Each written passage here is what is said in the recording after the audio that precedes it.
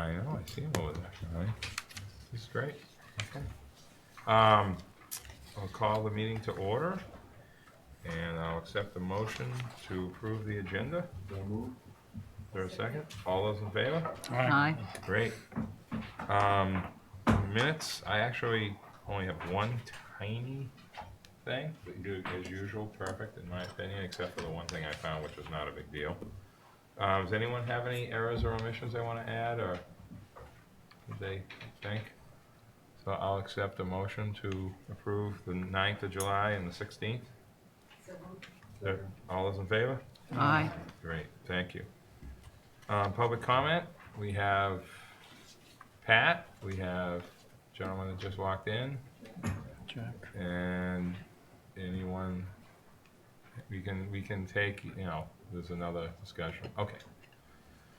All right, we'll move on, Mike, the regional planning amendment. Thank you, Mr. Chairman. As you recall, at the July meeting, you authorized a public review period for the amendment of the regional transportation plan. The amendment was concerning air quality conformity determinations, and the amendment stated that emission levels for transportation projects contained in the regional transportation plan demonstrate conformity with the Clean Air Act and EPA conformity regulations. Staff didn't receive any comments during the public review period, so staff recommends that you close the public review period and approve the amendment to the air quality conformity section of the regional transportation plan. Does anyone have any questions, recollections from the last meeting, etc.? Okay, is there a second? Second. All those in favor? Aye. Unanimous, thank you. Is there a second? Second. All those in favor? Aye. Great, thank you very much. Okay, Mike, the budget reallocation. Thank you. On page 26 of your packet, this is the same exercise we've done in previous meetings. This is just some shuffling around of staff time to conform with what time is actually being used for tasks. It's a little bit different from what was originally budgeted for at the beginning of the year. If there's any questions about any of the other reallocations, I'm happy to answer those. Otherwise, just request approval of the FY 19 UPWP budget reallocation. Anyone have any? Yes, Drew. FY 18. Mike, I just wondered, if you look at that, is there anything about it you would tell us you expect to differ with your head, or anything about it that you were disappointed you didn't have more time to put into one of them, or just that you have the cold facts, but I'm just, you may have observations about it. The parking management strategies test 3.2, with passage of the town meeting in Article 66, because that was approved, that's required a little bit more time than was originally budgeted. So right now, we're in the process of developing that parking plan management program, whereas if the article did not pass, we'd be using that time for something else. So that's why this is being reallocated. I haven't really projected yet now for FY 19, the next fiscal year, if there's anything that needs to be moved around at all. There's going to be a lot of demand for updating the transportation plan this next fiscal year that has to be approved by next summer. So that could be a task in the next year's budget that we might have to shift around some time to dedicate more time to that, or less time if it happens expediently. And if we talked at the last meeting about possibly having more data or modeling capacity, is that something you would be working on internally, or would you expect that would be a consultant, once we get the computer model capacity that they would be generating reports, or would that be something involving you? If that's implemented, then yes, we probably would seek professional services to develop something like that and maintain it. But right now, that's not the time's not allocated to that. So that's something we could do if necessary. Does anyone else have anything? Mike, you need a vote for this, right? Just approval of the budget reallocation as Okay. presented. Okay, so I'll accept a motion for approving this reallocation. So moved. For a second? Second. All those in favor? Aye. Excellent, thank you. The next item, I actually, I'm kind of Before you proud. go on that, Oh, I'm sorry, just Matt. a quick question. If say next month we decide the model is really important, Can we reallocate the time again if needed, if need be? I'm assuming there would be funding dedicated to that task, and because it's a kind of a, it would take a lot of resources, and there's outside professional services that we need to acquire. We would have to have the money in place to do that, and we can have that discussion right now. I'm just not prepared to go through what the scope of something like that. No, I would be- understand, would need to be. but I'm worried that we're gonna get, I for one am hesitant to vote for those, vote for the stuff at town meeting without understanding that model, and I've said that in front of the camera, I've said that to you personally. You and talk I about the think- and I beta think- thing, right? Yeah, and I don't think I'm the only one that feels that way that's out in the public. And so if we have to get these votes at town meeting to do this work, Yeah. this is an important step in that process. So, if we don't do it, we don't do it, but, I just think it's a pretty important thing that there's, my phone was blowing up the other day, that there were people backed up from 5 corners all the way up to the airport. It was 45 minutes. People are upset. And they're saying, well, geez, is this gonna fix it? I said, I don't know. Matt, we've never seen it like this. So that's what I'm hearing, and so that's why I keep bringing this up, so. Okay, go ahead, Joe. Chair, could I ask you, Matt, how does the select board get to reallocate funds if this is a priority? Is that something we would need to ask you to ask them, or? I think, or, you bring, and I guess unless it's a vote, it doesn't happen at the select board level. Chuck has expressed some interest, Mike and I talked to the state, but I'm worried that it will, my concern is that, if it doesn't, something, and it doesn't have to be the full blown, we do it forever, but just, there are some concerns that we came out of last town meeting with, that some people asked that we haven't answered. So, if we don't answer those, we may be surprised and not get the result we want again, that's all. And what would it take to do a scope out of cost to do that kind of a study? I don't think I'm prepared to talk about dollar figures or something like that. If we're doing an island-wide network, right now we do have a mid-island network of all the different intersections and improvements that we want to do there. We have an Old South Road milestone network, right? They're 2 separate networks, but the numbers jive pretty well. If we're doing more, adding to that network and then running analysis, it's gonna take a little bit of an effort to do that. I'm just not prepared to throw a dollar figure on that or estimate the time devoted to developing that. I can't say that if there is a question about the Old South Road numbers feeding into other areas of the island, we do have the mid-island network and a whole portfolio of improvements. 4 Corners, Bartlett Road, the 5 Corners area, that's, we do have and we're downtown. And so I think that's what needs to be, either be relayed to the people that have concerns. So that 5 Corners being the big one, that was the one that people, and it's 5 Corners and it's up by the old mill, it's that whole thing, that's gonna become the next. We gotta just move everyone quicker to those places and what's the impact? Yeah. So I think those are the kind of questions I'm getting at, I have a hard time fielding. Yeah, I think you all know that we're working on projects for the, hospital intersection, the 4 Corners area, which if once improved, that would benefit the 5 Corners intersection. So those are all improvements outside the scope of that Old South Road portfolio of improvements, but they're all, like I said, they're all very interrelated. Yeah. And you can just look at the numbers of what the flows are coming out of Old South Road and contributing to those other intersections. And just figure if you're doing improvements at those other intersections that are outside of, and for downtown, if we have a good scope of improvements for downtown, accepting flows from the Old South Road area, then you can assume that the problem's addressed. If you need to add models to a little more extreme measures, then, we can do that. But a lot of times we're working off assumptions just by looking at the flows in and out of those areas.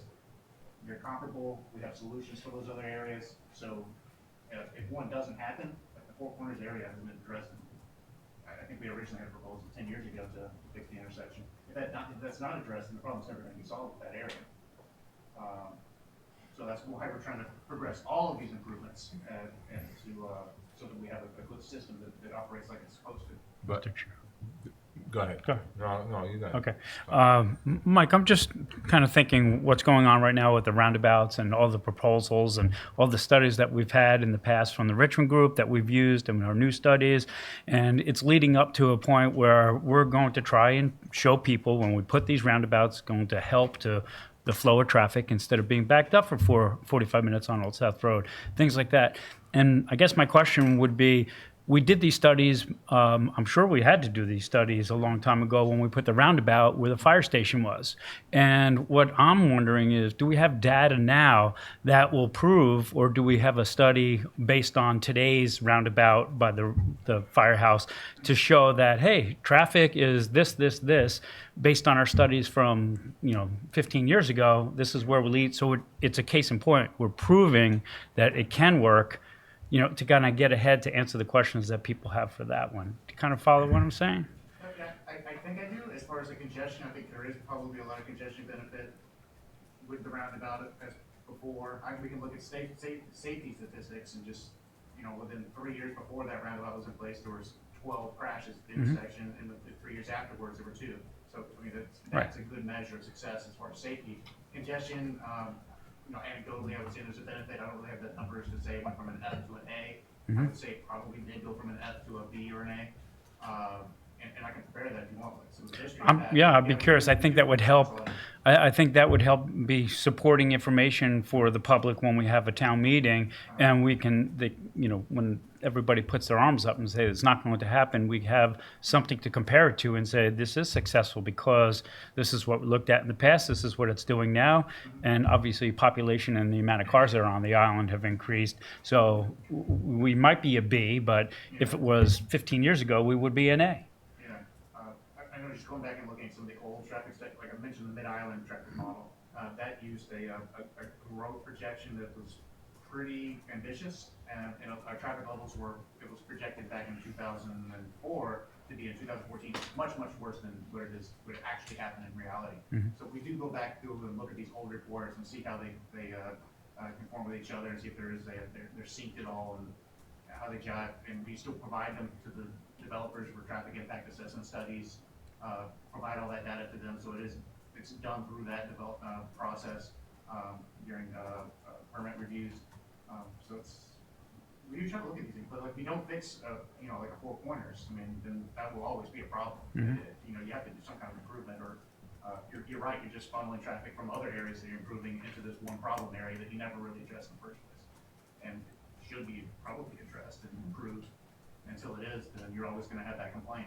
Yeah.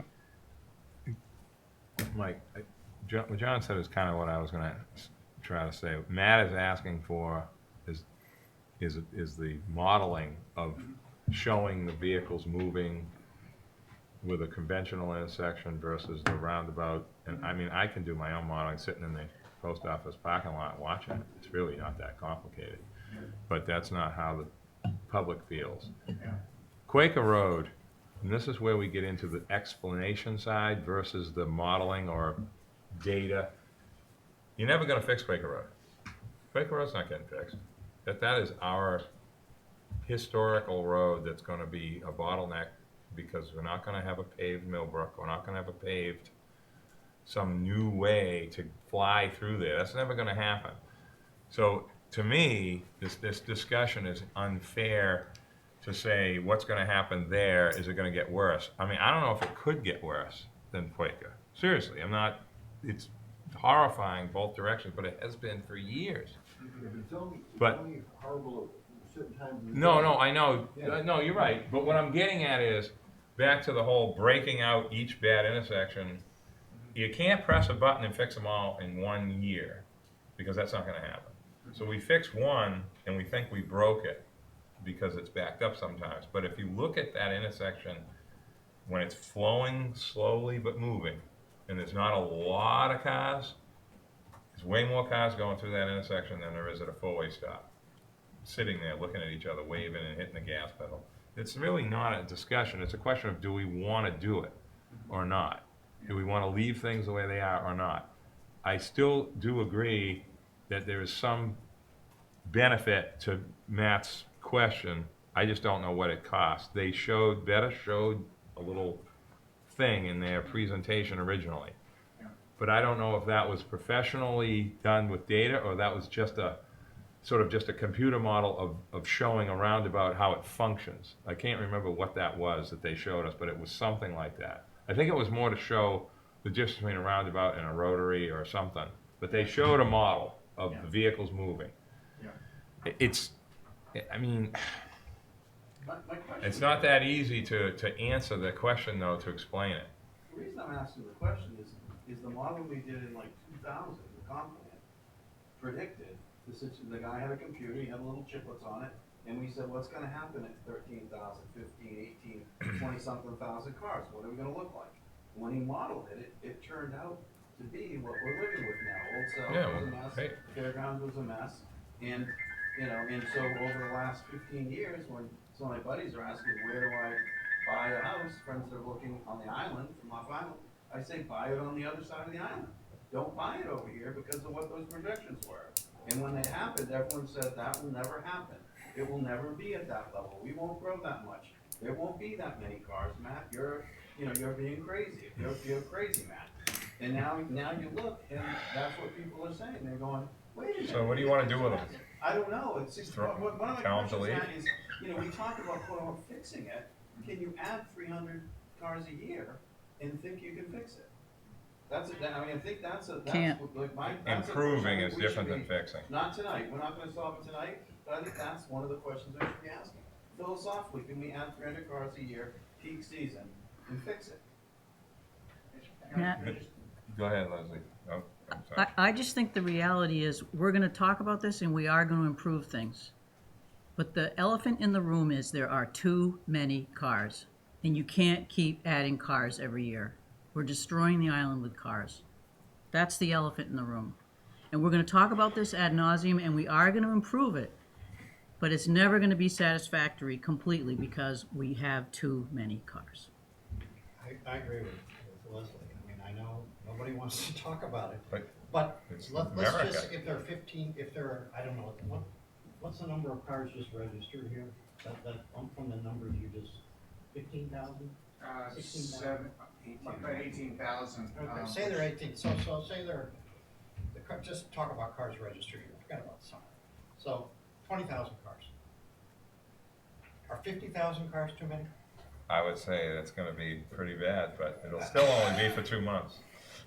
It'll be worse, but it'll be for 2 I'm months. talking, no, I'm talking. There'll be a lot of garages with I'm cars in talking them about, in the winter. no. I'm talking about, cars that are driving around all the time. If it's 10,000 cars, if we doubled that year round, would that be too many? I think it's just, I mean, I'm not saying I want more cars. No, I. But I know don't. that, Do we have too many people? Like, was said on Facebook, where We're do we talking put? about cars. No, but people bring cars. Okay, I was at 7 Plover Lane in Walnut Saturday. Listen to this little story. I didn't think I'd be bringing it up, but I'm gonna have to now. So I haven't been there for a couple of years. The house got sold since the last time I was there. So I get there, and I haven't met this guy yet. And he has a beautiful one-car garage with his nice Nantucket 4-door Jeep sitting right there. But there's another car of his sitting over there. And so once we got to talking, he figured out that I, had something going on with Nantucket, and I knew a few things. So we talked, and he goes, we're really going to have to limit cars. I said, how long you been here? He goes, 2 years. I said, what about the two? He goes, we should have 1 car per house for seasonal residents. He actually said it. And I said, what about your 2? He said, I'd be grandfathered. No, I'm serious. So Fine. this is a never-ending circular conversation. Then grandfather Should starting we today. limit how many cars get on the boat? Yes. 'Cause who pays for the difference of the lost revenue?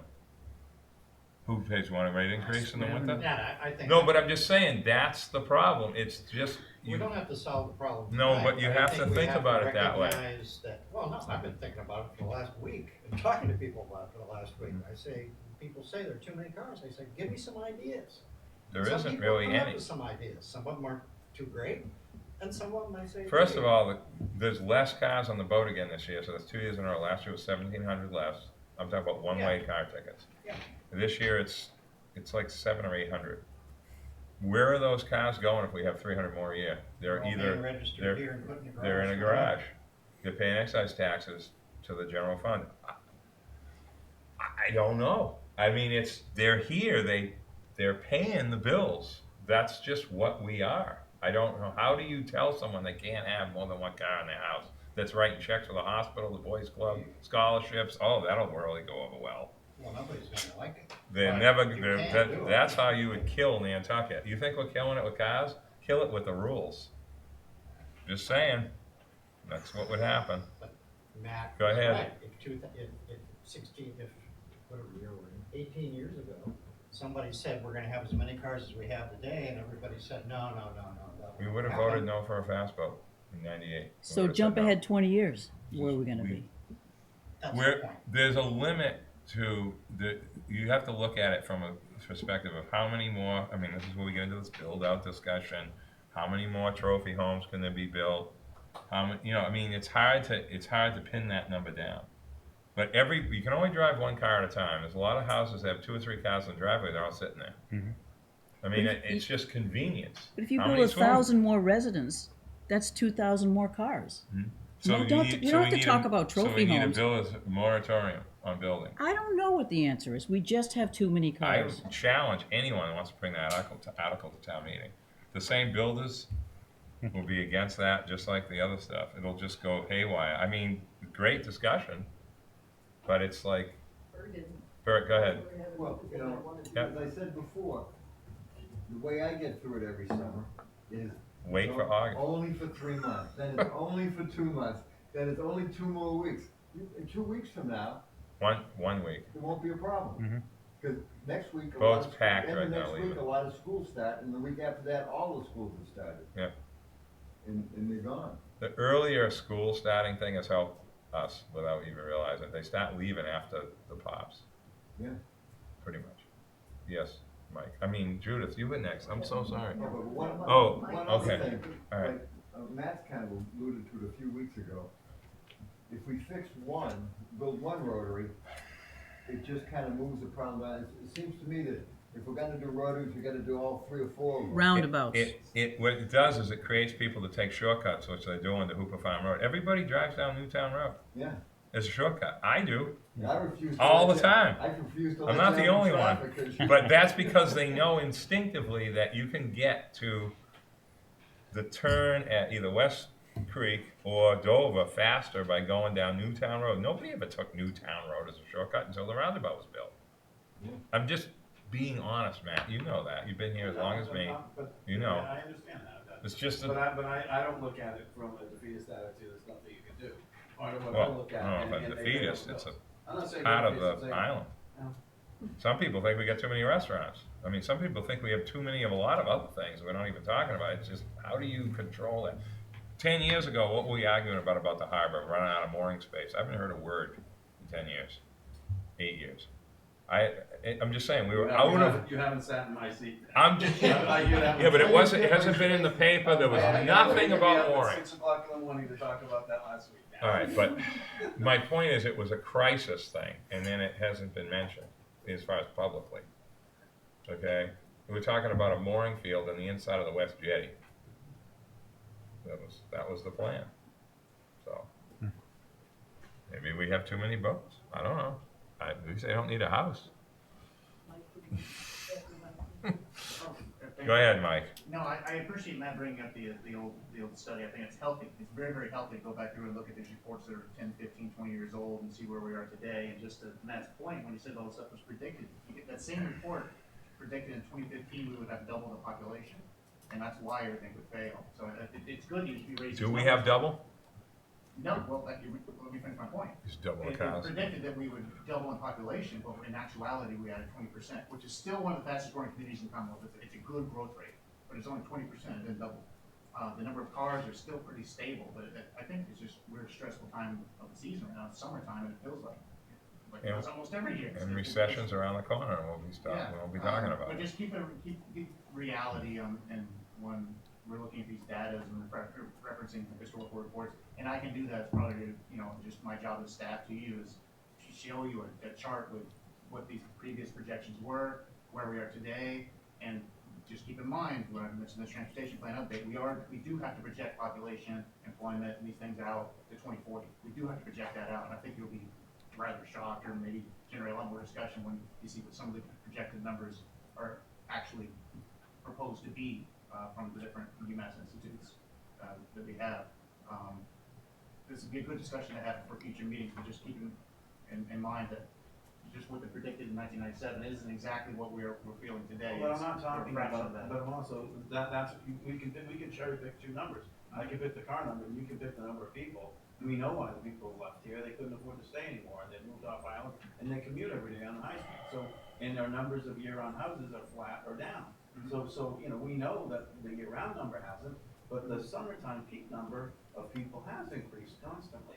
And so, you know, so you have to be fair about how you parse your numbers, you know, anyway. In You're the, exactly right. in the end, And I'm not saying you Yes. aren't, because you and I, you know, have this It was discussion predicted often. before that it was 35,000 vehicles would be on islands, and when you would hit this apocalyptic level. of service- 25,000 was the. Around 30, it was in the 30s. Well, we would hit 25, but it's always good to go back through and revisit Yeah. the studies, and maybe we gotta take a special, item to go back through and see what that was. It was well over 30, I think, when everything failed, and we're more in the low 20s still, which is not listen, a low number, but it's below what was predicted. I mean, go ahead, Judith, Okay, I'd like Go to ahead. put a motion, if that's acceptable. I to think stop we- talking. I wasn't doing good.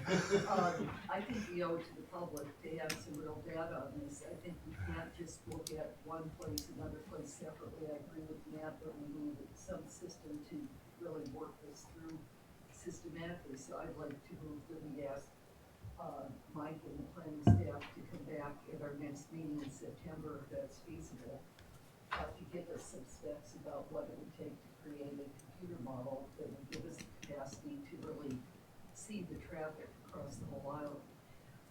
I'd like to do that for several reasons. I don't think that we're responsible if we don't get that data, and I think the public deserves to have it.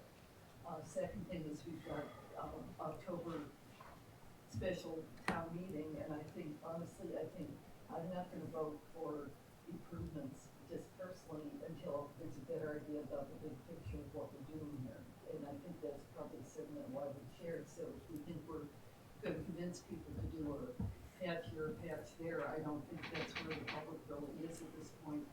And I think it would be well to see if the select board could find ways to be able to pay the money to get that process going. If it's gonna be contracted out in any event, then the main thing we need to begin with is some idea about who we contract with, what the options would be, and what the scale of it. So that's my motion, that we ask for the next, for a report from staff at the next meeting in September for, a scope of work indicating what it would take to create a computer model that would be encompassing not only the pieces we have, but the whole of it. Before anyone makes a second, can I just ask Mike a question? Didn't we do that at the last meeting?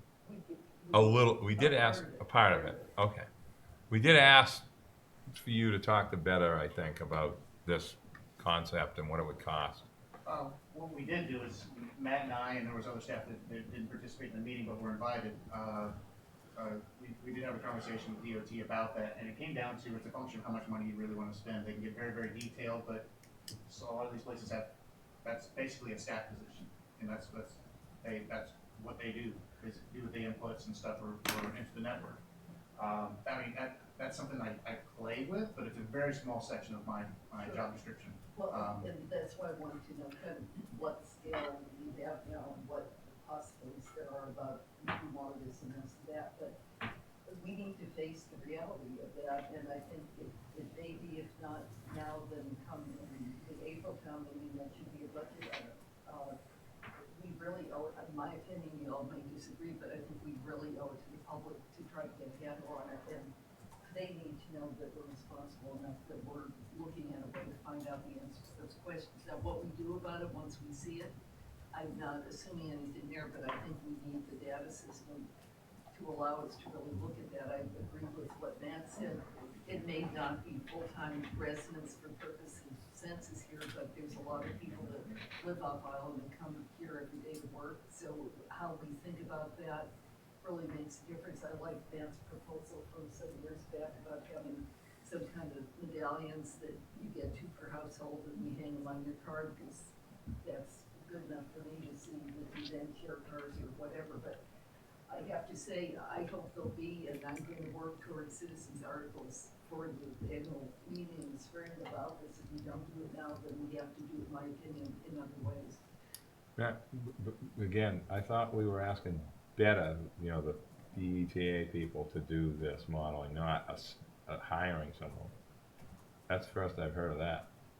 Say that one more time. I thought we were asking the consultants to do the modeling, find out what they Which would doesn't charge exist. us, not hiring a staff person. No, I think we Okay. need to know what it would take to do this, to start with, to get it up and started, and then we have Okay. to decide how to maintain it going forward, and whether that's an internal function or something. Okay, I see. State what you're does saying. or somebody But else. also, but if they're actually doing that, Nat, and then modeling is this, and they can bring the computer and show us and say, here's what happens at Five Corners, and we don't have, you know, I'm not asking for Nantucket today, Yeah, but I'm saying if they can show what's gonna happen at Five Corners and Cape and Circle, are you gonna be able to get in and out of, you know, of Washington Street and Orange Street, or what, you know, what's gonna be the impact of this? This is all connected. These, especially that are close, are connected. What's the impact of those? If they can, the better can do that, I'm fine with that. But I mean, that was what I thought. yeah, and I would the love to see intent them was. do that, but I'm afraid, because I keep talking about it, I'm afraid we're gonna get to the fall and it's, oh, they didn't do it, and what can we do? And we're gonna be back at town meeting trying to convince people with, you know, with no ammunition. And so that, And they you know, might not believe it anyway. well, they might not. Consultants from off island, But you know what, hear that. but you know what though, Nat, if all of us here believe it, yeah. we all represent a whole bunch of different views. If we all dig into it and believe it, they're gonna look at us as a group, you know, as all of us, and say, if we all stand up and say, yeah, I think they will go with it. If we're a split board, the island's gonna stay split. So, that's my. I don't mind spending my money.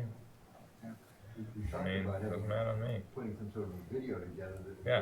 could put out there on the website so people could see it before we get to October, so The podcast, you know, don't waste the something that whole- people actually look at. But I'd just like to ask if there's a second to pursue this, if Yep. there isn't. Is there a second to Judith's motion? I'll second it. I would like But- some help in crafting this. I've written something, but can we verify that this is how you would like it to be read? The motion was made by Yes. Judith Wagner and seconded to the I know, NPDC. Mary, I know. Listen. Just go ahead, Eleanor, sorry. I know you maybe can't hear me, but No, I hear. speak as loudly as I can. The motion was made by Judith Wagner and seconded that the NPDC does hereby vote to authorize planning staff to return to the NPDC next month, September, in September, with some reliable data. Is that what you want? Or do you want a report on the scope of work? a report on scope of work Okay. and who might do it, if that's the state, if there's already capacity, if that would involve, some of the consultants that have been used before, but I think we need to know what the scope of, that kind of work would be, and that would be helpful to the public as well. For And if computer, it's- for computer modeling. Right, exactly, takes over. Okay, all those in favor? The other part of it though is if Beta's gonna do it, like you're saying. Yeah, well, I mean, we got them, we already gave them more work, so I just assumed that we would have them do it. This would have to be something to be procured, so it's not. okay I, just no, say- I know There's- that.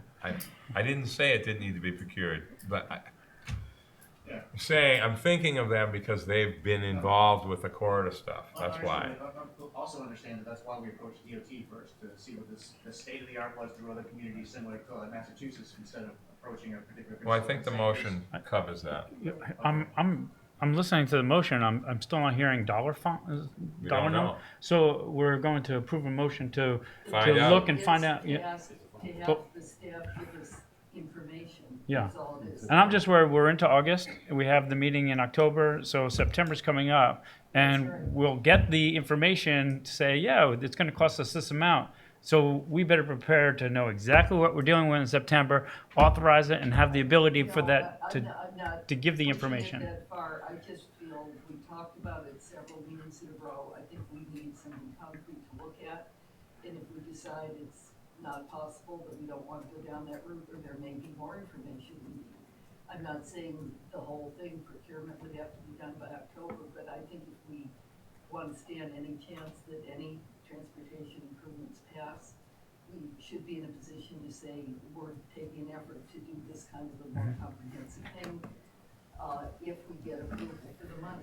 I think what I'm commenting on, I'm all in favor of your motion, and I'm thinking of Matt from a month ago and 2 months ago.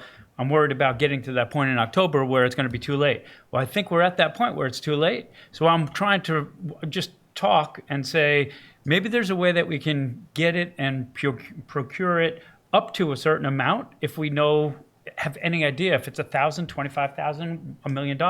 If we kind of know what this report generally might be, maybe we can, at this one, take that motion, add on to it, maybe, get something up to a certain amount so that if it's possible, we can get this done before October. And I don't even know if, Mike, you can maybe comment if that's even possible to do. I'm still trying to get my head around what the deliverable would be at the end of the day and what the function of it would be, because right now, like I mentioned at the very beginning of this discussion, that we do have networks already kind of set up for the Old South Road area, and we have networks set up for Mid-Island area. We can, prove that the flows are similar. Well, Once we get, I think what you're doing is chasing it downstream and say, okay, what's the next problem, like on Quaker Road, that area's not modeled. So I'm really trying to understand, you want to understand other problem areas, and I can show you what the flow is. I don't want an answer, I want a process to create computer modeling that would cover the whole island ultimately. So if I were writing this report, if I were you, I would start with, we have adequate capacity already to do X and Y. That leaves the following things not yet done. The existing protocols allow you to answer 2 out of 15 questions, but not all 15. So I want an analysis of what we have now vis-a-vis what it would take to have a full island analysis that would have a capacity to do the kind of modeling that Matt has discussed and we've discussed now for several different meetings. So all I want right now is a scope of work of what that would take into account what's there and what would be possible, including whether that can be done by the state. If the answer is no, then what's the next step about the possible consultant to do it? If it's gonna take 2 years, that would be fine too, but it's really like to say, we need to have a scope of work to understand whether that can be done and under what circumstances we would do it. Okay. I think Mike, I'm not asking you tonight, but I think we did hear that it is possible, but there's different ways of doing it. It can be expensive, if they, correct me if I'm wrong with this, and, the island is a relatively easy, the guys from off island say it's relatively easy to model. It's hard because of the street sizes and things, but they said it's relatively easy, because there's no weird inputs, there's no, football stadium on the side that everyone drives to. We know where everyone comes from, we know where they leave from, it's a fairly closed system. So they said that was hugely in our favor for the micro one. There was a macro or micro, whatever they were calling it. And they were saying we have a relatively closed system, it's relatively easy to understand it in comparison to other communities. Because they have to make choices there that we wouldn't have to make here. They have to make choices like, geez, there's football weekend at BC and all these people drive through, what is that gonna do? And they have to make, guesses on that, educated guesses. We don't have to do that here. We have so many people coming on the boat, there are all the cars in here, all the people here, we know it's a closed system. 8 weeks. Yeah, so. I see her, but can we vote now and then I'll go to Mary? Or is that, We don't want to vote on the motion until we've heard what Andrew would say and what she would Oh. say, at least in my opinion. okay. And you're the Oh, chair, so- no, I didn't know that. So, Mary, come on up. Just- technically, it would be great if you went to the microphone, even though this isn't really a public hearing right this minute, but that's totally fine. Hi, Okay, Mary sorry. Lawler. I just wanted to make sure that everybody was aware that the Nantucket Data Platform has a presentation coming up on the 28th. If you haven't seen it, I recommend it. But in terms of getting data, they may have data that would be helpful. They may have, simply their presentation may be helpful for visualizing kind of what you're looking at. I realize it doesn't necessarily create a model for the future, but I thought that it would be something you can get your teeth into now. They were using cell phone data for tracking cars moving around the island. They had a time lapse of how many people were active during the day and where they were going. So I thought it might be useful to you. I just wanted to mention that it's available right now for you. Interesting. Thank you. Have you seen it? I saw the other stuff. I Where haven't will seen that that be, yet. Mary? Nantucket Data Platform. Dreamland. Yeah, that's a Dreamland. And maybe they're doing our work for us, Judith. It's Save some money. Wednesday, Encore. August 29th at 4 o'clock. And you do need to sign up for it, but it's I free. don't think you're modeling what we're trying to model. No, but There's a lot of info. a lot of it is about how you feel. Everybody says every year's worse. Well, I'm just saying, That's not- everybody does say That's that. not my motion. My motion's trying to get some facts in the system to, It's like a comprehensive plan. Yeah. You fill in the blanks. Andrew was what You gotta have an outline. Well, I think too, that Matt keeps bringing up, why should we spend money on a rotary if it's not gonna solve the problem? You know, we should spend money that's gonna solve the problem, not just waste it, it won't work. if we had a comprehensive plan, I can imagine that people at town meeting could vote for things over a sustained period in stages with a real sense that there's some answer at the end of the road. If it's sporadic, that isn't so easy. Go ahead, Andrew. I'm in favor of the motion, we certainly can. Well, Yeah, just, I mean, I think this is set up through the above thing, isn't it, Mike, for these meetings? Or is it? You Oh, got a decent mark. all right. So I'm in favor of the motion. I mean, I want to make sure there's full integration with town administration here. I know, Matt, you're here to represent, the county commissioners and your other colleagues. And, it is budget season. And, we have put in many times for the additional staff and other resources because, as Mike said very early on here, don't kid yourself that this is just something easy that he can just fit into his program. That is not possible. So there's other staff under town administration that certainly have been brought forward as potentially contributing to this. So it doesn't have to live just with us either, because this transportation modeling impacts DPW and other factors as well. So I think it's good for us to develop what you're asking for, but I don't want to rush into anything yet until we see that. And I want full communication back and forth between the selectman's office and during this budget process. Okay?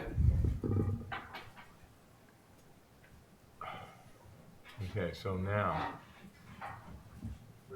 that was a great point, Mary. Thank you. All in favor of the motion? We seconded it, right? Yeah. Leslie did. Okay. All those in favor? Aye. Those opposed? Unanimous, Eleanor. Okay. Does anyone else have I any? just wanna say thank you for indulging that, and thank you for raising the hand, because I didn't support, I know not everybody agrees that that's the way to go. Listen, but we got wood. If you were in my shoes with the boat and knew what was really going on with so many different issues, this is a bear I wouldn't poke, just so you know.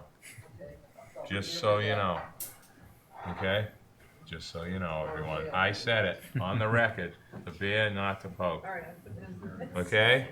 Because we have other communities, we have other communities, Capital B. whatever. We have other communities It's an acronym or something. that are not saying anything about traffic. We have Woods Hole angry. They want to get rid of the vineyard. And we want to go through all that again 20 years ago? Josh was with me on those trips.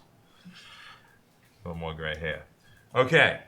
The Bike Pedestrian Advisory Committee. I just want to, just real quickly, I want to take this for just a second before Mike explains it. This BPAC thing is one of the smartest things we've ever done. We created this committee, well, how long ago was it? 4 or 5 years ago now, Mike? I kind of forgot. 5 or 6. Is it?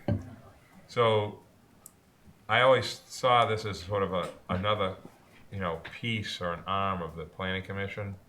Mike's involved with this committee, and it sort of deals with things that we sort of would get bogged down in hours of discussion, and it sort of handles it their own way. And I was asked about putting this on. I think it's a good thing for us to know what they're doing. That's something that's got teeth. This recommendation to the Board of Selectmen, to the Select Board I think is a great thing. And I'll hand it to you, Mike. I just wanted everyone to know that this was something that we, was asked to put on, and I think it's good to talk about. No, and this, what BPAC did was basically review the traffic safety work group recommendation to amend the rules and regulations to restrict parking of vehicles on bike paths. Specifically, right now the regulation is written Yeah. where you can park on a Yeah. sidewalk or bike path, Legally. just so you're not obstructing. in a manner that's Yep. not obstructing. This is to pull out bike paths as its own separate item and restrict parking period on just bike paths. Yeah. Um, Except for like something that's through a permit, like Erica with something. Other than that, this is the normal daily operational where you can get a ticket. You can't just park on the bike path because you feel like it. No, exactly. Right. Again, this was a recommendation to support the traffic safety recommendation. So the request from staff would be to the NPDC to support the recommendation of traffic safety to restrict parking on multi-use of bicycle paths. I have a question. Yep, go ahead. If Listen. that's the case, then why is it that the NRTA bus is allowed to park for 10-minute intervals and take up the entire bike path out in Nantucket? I'm just saying. Because there's not a space? I don't know. It's the end of the bike path. It's the end, It's not I the end of guess. the bike path. It's getting shorter It's out not in the, Nantucket. it's not I don't the end know. of the bike path at all. It's Dangerous. You see people coming down, hang on a second. You see people coming down, families, children, heading to the beach on a bike path, and then there's a bus. And behind the bus is people coming out of a parking lot because they can't see who's coming down on the bike path. So the bike path people veer out around the bus. As the car's coming out, it's an accident waiting to happen. You're Just talking saying. about the one at Millie's. The one at Millis. No, it wouldn't fix it. This is a different thing. Mike, Truth. We'd have to find what a do turn. we do? What do we say about what you just said? This is the Millie's bus stop. Is this gonna block the provision? Get rid of the bus to dangerous. Nantucket. Am I right? Move it to where do you go? You could move the bike, where the bus parks. Does park on the bike path. It's really It does, not. yeah. That's more Dangerous. of a connected thing there, but it is the bike path But technically. they could move down to right where the road goes out to the parking lot, You mean towards toward the ocean, towards toward the south, about 50 feet, Weldon's house, towards that direction. Correct. where the Yeah. big opening is to West. go out Yeah. into that parking lot. Well, that would be something that Mike, Paula, I mean, Or you'd build them another stop. It's a on the right convenience side of to the road. Millie's is what it is. But they could pull in I that mean, parking lot is it? and just is- park facing out, Okay. pick people up, then turn around. how long has that bus stop been there? To where it is? Longer than Millie's? I think the real I impetus for this came from an island engineer who was driving the boulevard and watching all the work that was put in for the medians and everything Yeah. else, ruined in a week or two, with trucks driving across, sinking into the dirt, and Oh, you're talking about when it originally got done. yeah, originally got done. I think the impetus, but it's still You happening. never know it So the now. impetus of it was, I think he went to traffic safety, he brought us You pictures just gotta shut at the volume off. PPAC, but he went to traffic safety, saying, why are we spending millions and millions of dollars to fix these, and then allowing people to block the bike paths and ruin the medians and the other parts around it, sitting there all day? That was the impetus of it, and I think No, it's good. it's a I good mean, question. when they get dirt, you know how it happens when the stuff gets done. It's all fluffed up soil. It's not packed, and somebody's going to drive on it. It happens. But now, that's actually really nice. Now it just took time for it to settle. But I mean, I think a lot of Mike, things- what do you say about what Leslie's talking about? I mean, where does that go? Is there Is a that turnoff? Paula? Is that? I'm sure there's a solution there somewhere. I think the I genesis mean- of this, just like what Matt said, is during construction, there was a lot of construction vehicles parked on bike paths on Polish Road, Cliff Road, a number of different areas, and that's really what this is aimed at. If there's some little areas that are a little quirky at the end of the line, I'm sure there's a design solution we can find. What about turnoffs, at the end of Fairgrounds and Surfside, there's a nice turnoff there for a bus, so there's a safe place to park. At Cisco, we have all the split rail fence that's put up, so you're not just going to go on that. I mean, there are a couple of things to do. It's just finding the actual square footage that you can get so that it doesn't, where the bike path is so close to the road, you're obviously not going to have a turnoff there where the bus can park, but it's not, I get what Leslie's saying. Yes, does it help out Millie's? Absolutely, but it's not built just for that private restaurant. It is there to bring people out all Without the way. cars. Exactly. But it going could all go the a way third of a with no mile car. further and True. go to the bike And, and go and to there the might parking be lot. a place where there's a little bit more you know land. where I'm speaking of? Yeah, Because exactly. if you go It's a third- dangerous. I'm not. If you go a third of a Disagreeing. mile further, there's an enormous parking lot. Bus could go in there, turn Go around, in there, head back drop out, people and off, just turn stop there around. just before the bike Absolutely. path pick up his people, and when it's time to go, pull out of there. Well, when the parking lot is full, I think it's gonna be difficult for a bus to In the pull in there, daytime. make a turnaround. It would almost be like pulling in and doing a It's hard for a car to T-turn. pull in there and turn Yeah, around and get out. exactly. When they're full in the summer. Yeah. The thing is, this stop in Nantucket there, it's not just a bus stop, like a bus stop along the way. They sit there for 10 or 15 Right. minutes. And maybe there's Reset the thing. the answer right there. Tell the bus, it's not there to park. It's what there they to do. keep up with the time Schedule. transit Yeah. of 20 minutes. So when you go in there, you're allotted so many minutes to get everybody. If no one's there, you don't wait for them. You go on your way and wait for the next bus. Yeah, they could just go down to the end and back up to the concrete barriers where the road used to go. Right. And just sit there until it's time for them to pull up to the. I mean, Well- the bus goes to Wisconsin and sits there by the little green thing. I used to have lunch on there. It's not on a bike path. No, It's hold on different. a minute. I'm just saying, if there was something that they were, I mean, people walk where that bus parks. I'm just saying, they do. There's no bike path on Main Street, Wisconsin, after the water company. But people do walk there. I mean, I don't know. I mean, sometimes there's no place to go. Where in Nantucket can you put that? I mean, I'm trying to think.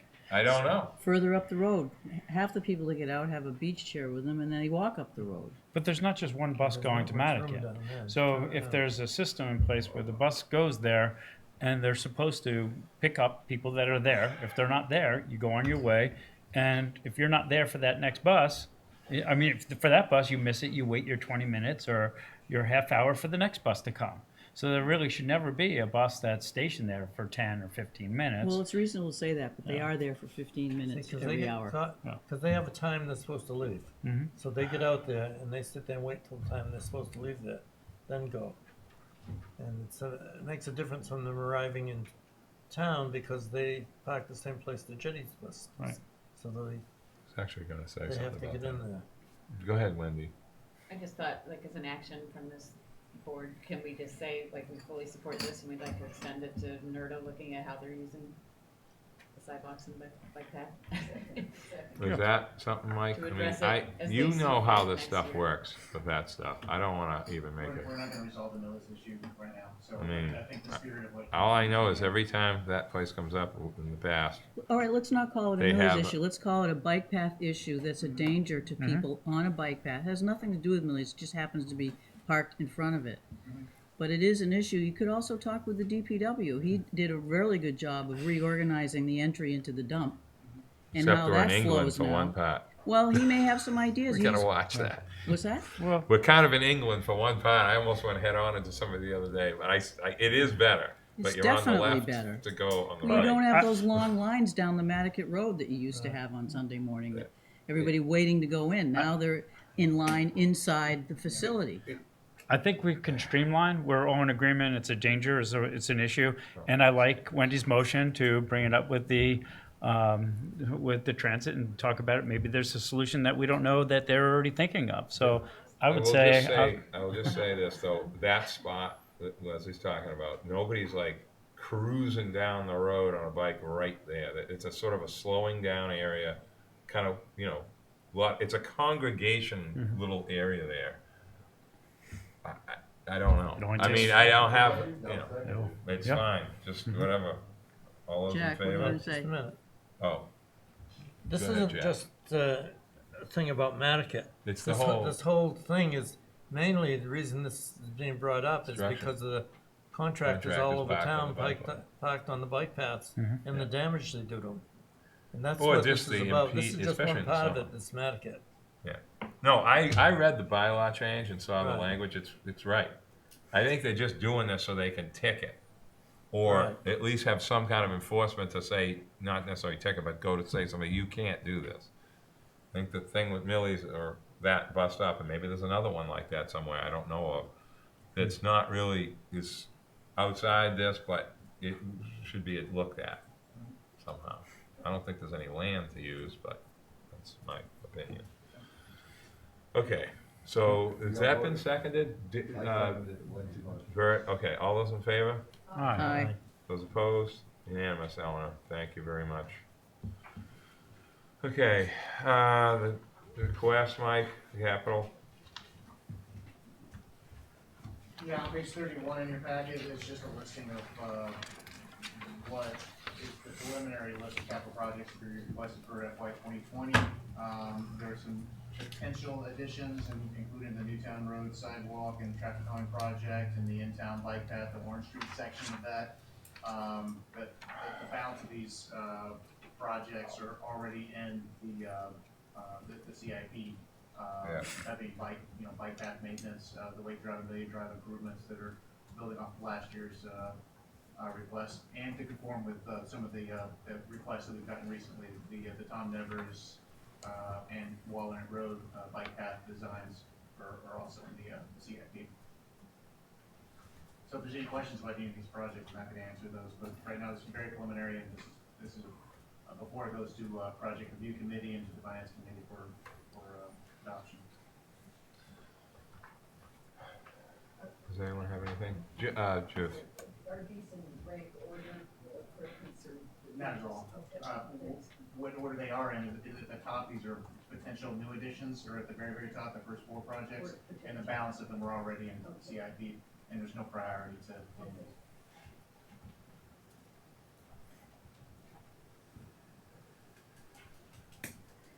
Mike, do you need, is this just information? It's informational. If there's general consensus, this is fine for move forward. I'm happy to take that. I mean, this gets back to our previous, lengthy discussion. Correct. Fall, what's on fall?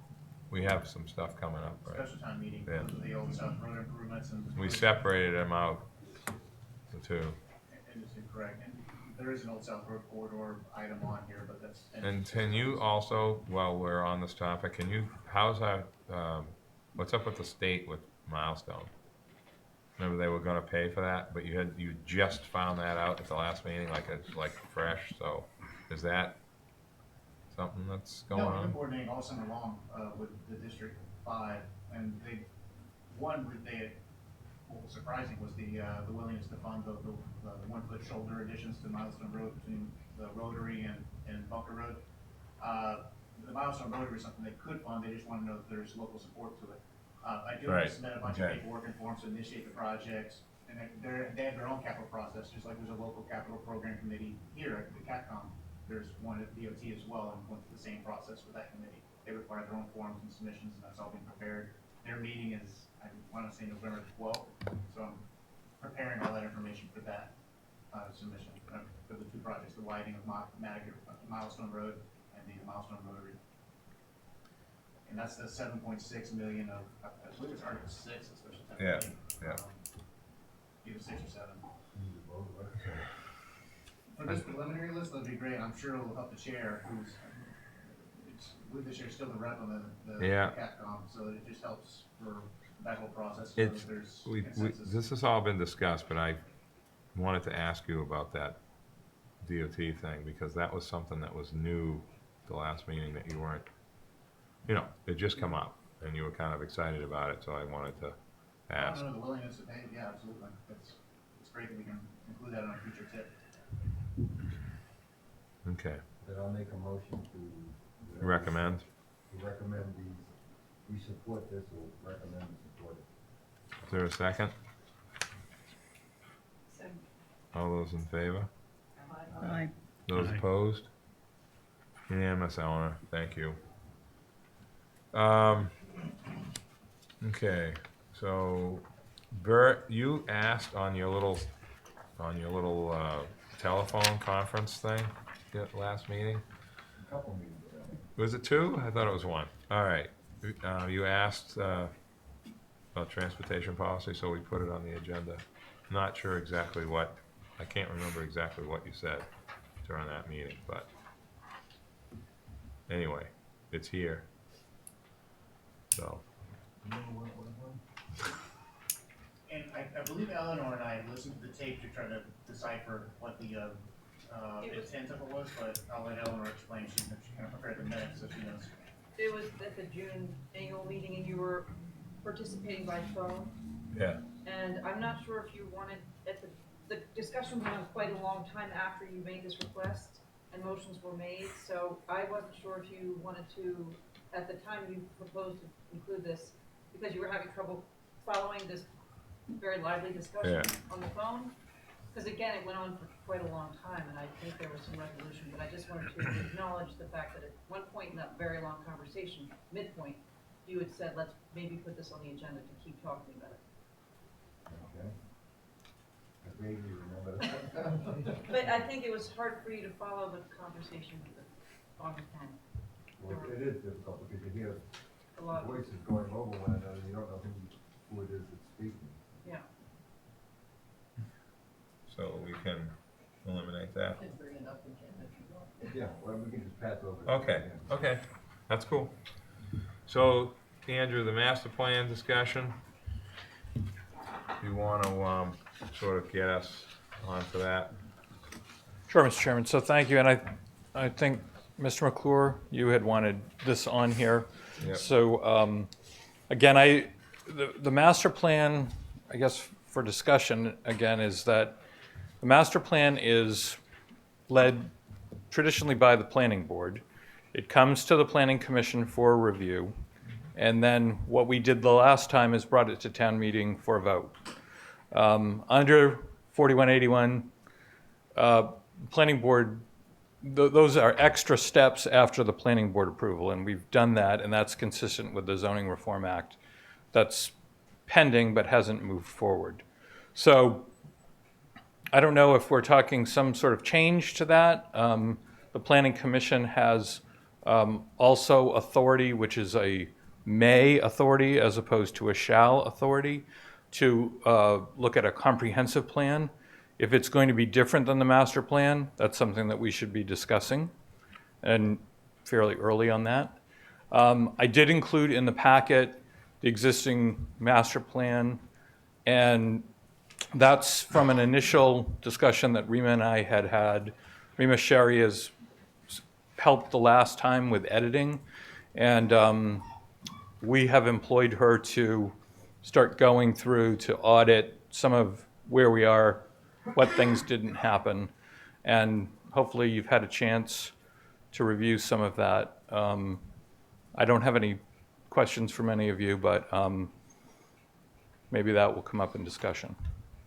I have a question, if I can. Yep, go ahead, Matt. Just, what's the red, what is the yellow and the red and the green? What are those different colors? So yellow, I believe, are things that need more work, need revisions, maybe are, again, up for some additional thought. And the red are comments that, again, this is very preliminary. We're way ahead here. I'm not just so- fully to any of it. No, I know. Green, and the green are things that we had talked about that have been implemented. So there's a number of changes that have been made over the past, since this was unanimously adopted at the 2009 annual town meeting. There's numerous changes that we have made throughout that to respond to many of those goals. So that's what that generally is. It doesn't mean those goals are eliminated. It just means in a lot of cases, there needs to be some new ideas under those policies if they're going to continue. And one other one, the line out, the black line outs. That, again, those are some initial thoughts on like what, that plan had a lot of history in it, for example. It talked about how we started from the original master plan from 1970, and it had a lot of discussion about zoning, and we thought this next one didn't need all that. That some of that is really covered in this version. The next one would be less looking back, I guess. I saw a lot of that, but I had some concerns specific about, so for instance, this is just an example.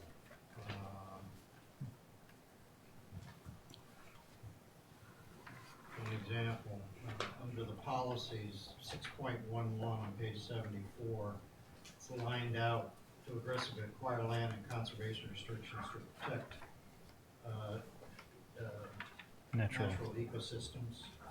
There's another one in 8.1, reduce the amount of development that could be built on the island, create options and alternatives for parking in the downtown area. These are lined out. Utilize, find an equitable and legal way to limit cars on the island. So I just know those are lined out, so I just wondered what that meant. Well, under the first one on page 70, I mean, it would be really helpful to get these in advance, but let me just try to respond to what you're bringing up. So, on page 74, we I'm talked. not looking for, I mean, I'm just trying to understand the nature of where we are and if Sure. somehow a decision had been made or something. It's not a decision, it's just an early effort between me and the editor that I'm sharing with you for feedback. Okay. I think that's enough. You don't have to. Okay. Because to the extent I have comments, I'll give you specific. That would be helpful. Yeah. I mean, Yeah. to see where Andrew drew through the land conservation one, and then after it in red says new policy needed. I don't think what it means that we don't care about conservation. I think it means that things have changed drastically in 10 years. This is a 10-year-old document now, well, almost, right? Right. So there's a lot of conservation in ways beyond Land Bank and Conservation Foundation that a lot of the public didn't even talk about 10 years ago. The conservation restrictions that are out there right now are bigger than a lot of land privately owned can't be built on because of what they've been paid to not do it. And then that's just one thing. So, Wetlands Act has changed since then. It's 100 feet, right? Wasn't it 50 back then before? What was it before, Andrew? The 100-foot buffer. Oh, that's Nantucket. The state is 50. We do. 100. Yeah, But I didn't we mean, change to 100? No, we're actually a little more. We're definitely more conservative than the state here. But no, actually, this question came. I brought this question to you, and you replied that there were other.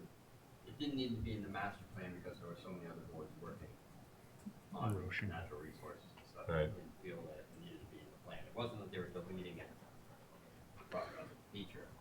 It's happening in lots of different ways. Well, or that maybe there needed to be, instead of just a generalized policy, it needed to be more specific.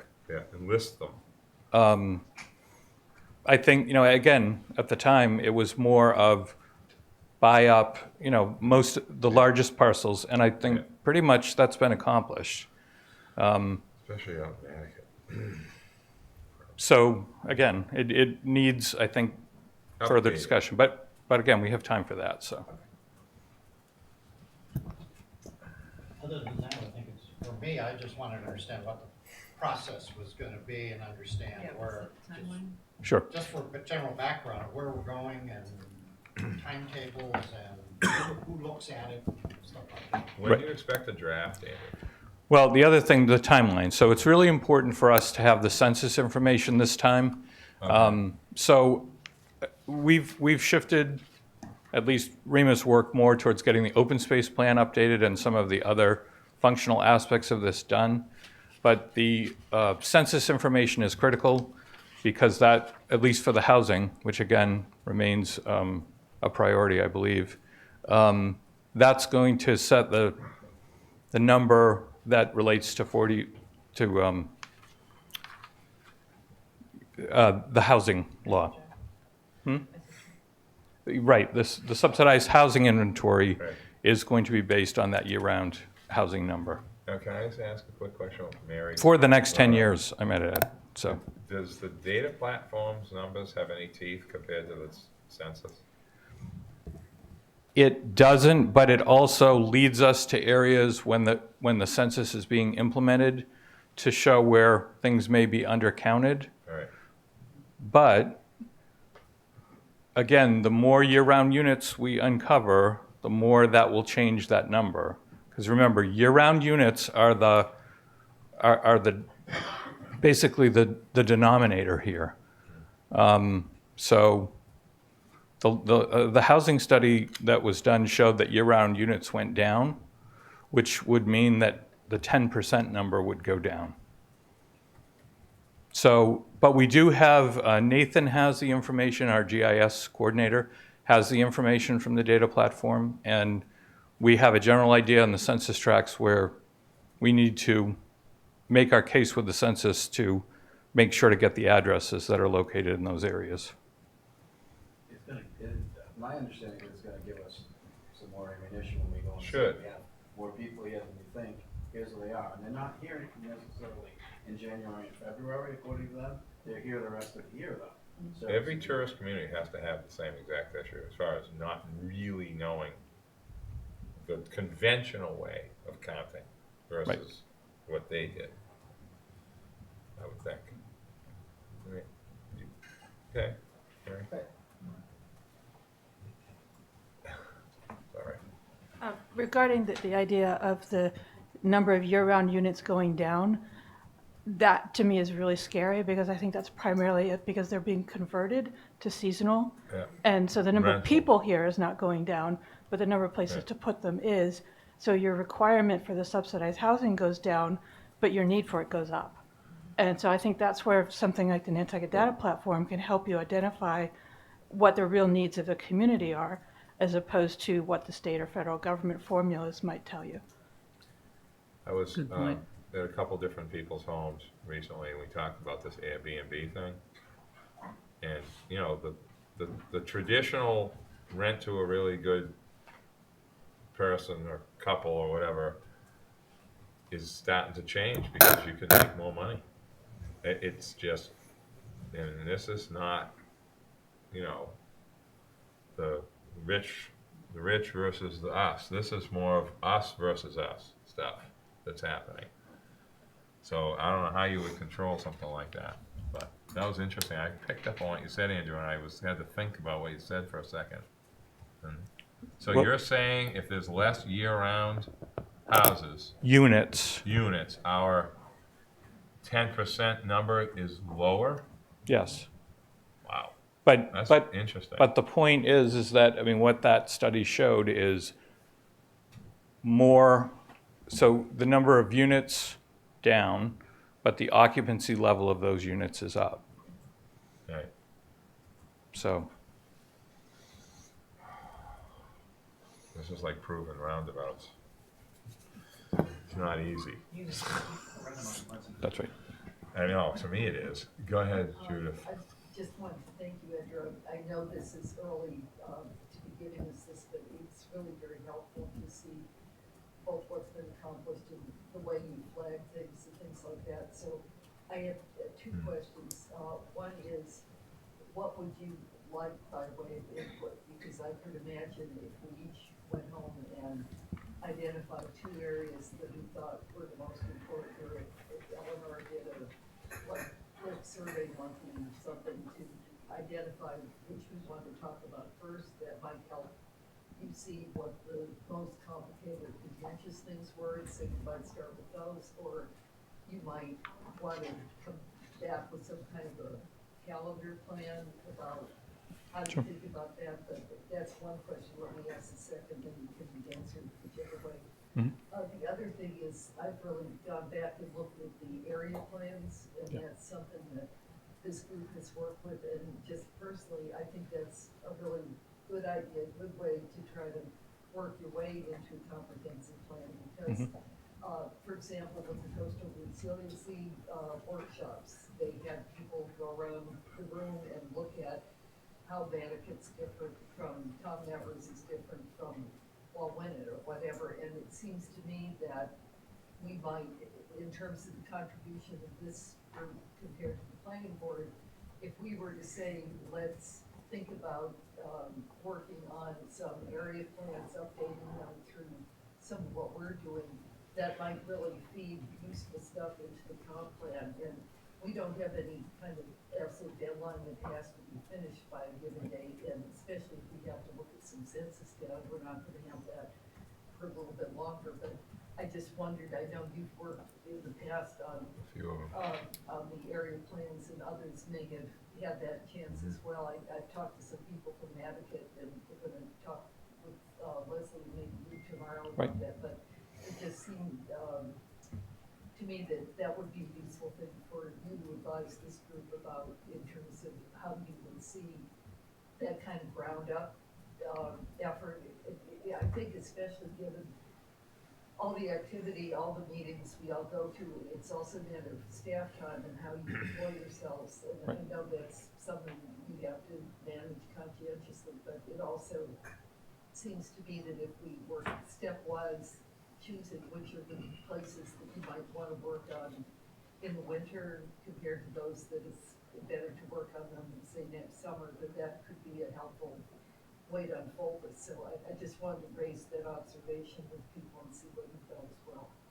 Sure. Well, definitely what's helpful, and I will say you do this right now more than anybody, so thank you, is really spend a lot of time and get comments back. And I'd like your comments on the existing document. And I'd like to, right. Literally on it or? On it, right. And again, I have a person who is an editor who can help sort of get that organized so we can have a further discussion about it. In terms of priorities, again, there's the there's there's 9 main items. The implementation sort of flows from what the group is authorized to do. But I'd like to hear what what are the priorities in your minds? I mean, this is going to be the plan for the next 10 years, from 2021, 10 to 20 years. So, I mean, we as staff need to hear your input on what needs to change on this. The last time was a strong focus on updating the land use elements and housing.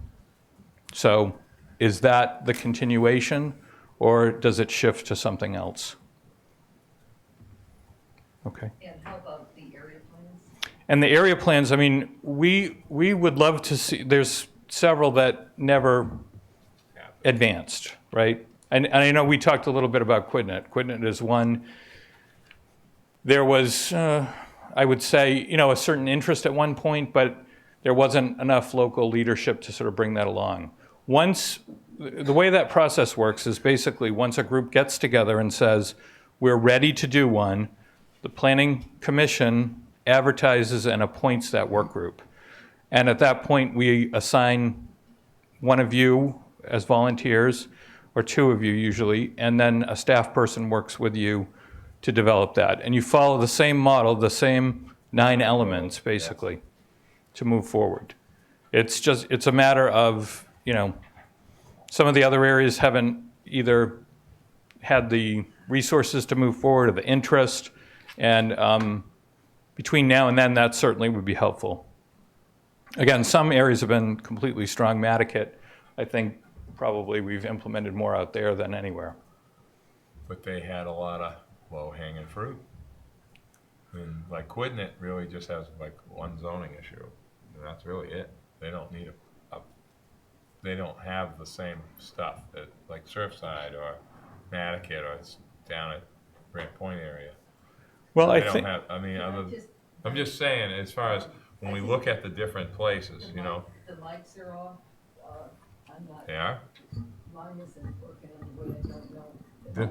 Was it working before? I don't think so. I just don't know if everything's. Mine is. Oh, you pushed the button. Sorry.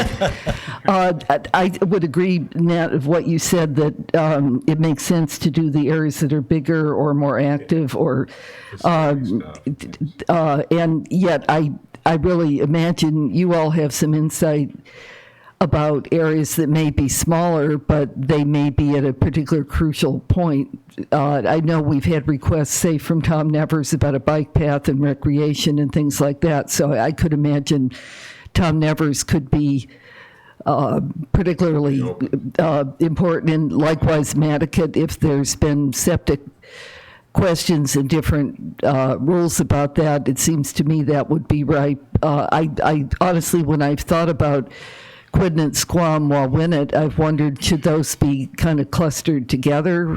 And I don't know the answer to that. I mean, they're certainly different areas. But it seems like that would be a very helpful thing to have some counsel after you reflect on it. The whole issue about how the development has gone near Surfside and South Road, and on the corridor, like the whole center of the island, the mid area, that's really hit with traffic. A lot of what's happened has been in the last 10 years, has really been very active efforts to try to help that area serve needs. So that may not classically be an area that you look at as such, but it strikes me like that could be a very helpful thing to kind of look at that. So I don't know what others would say, but it seems to me that would be a very useful thing to talk about sooner than later, and see if we could stage some of those and talk with some of the community leaders in the different areas about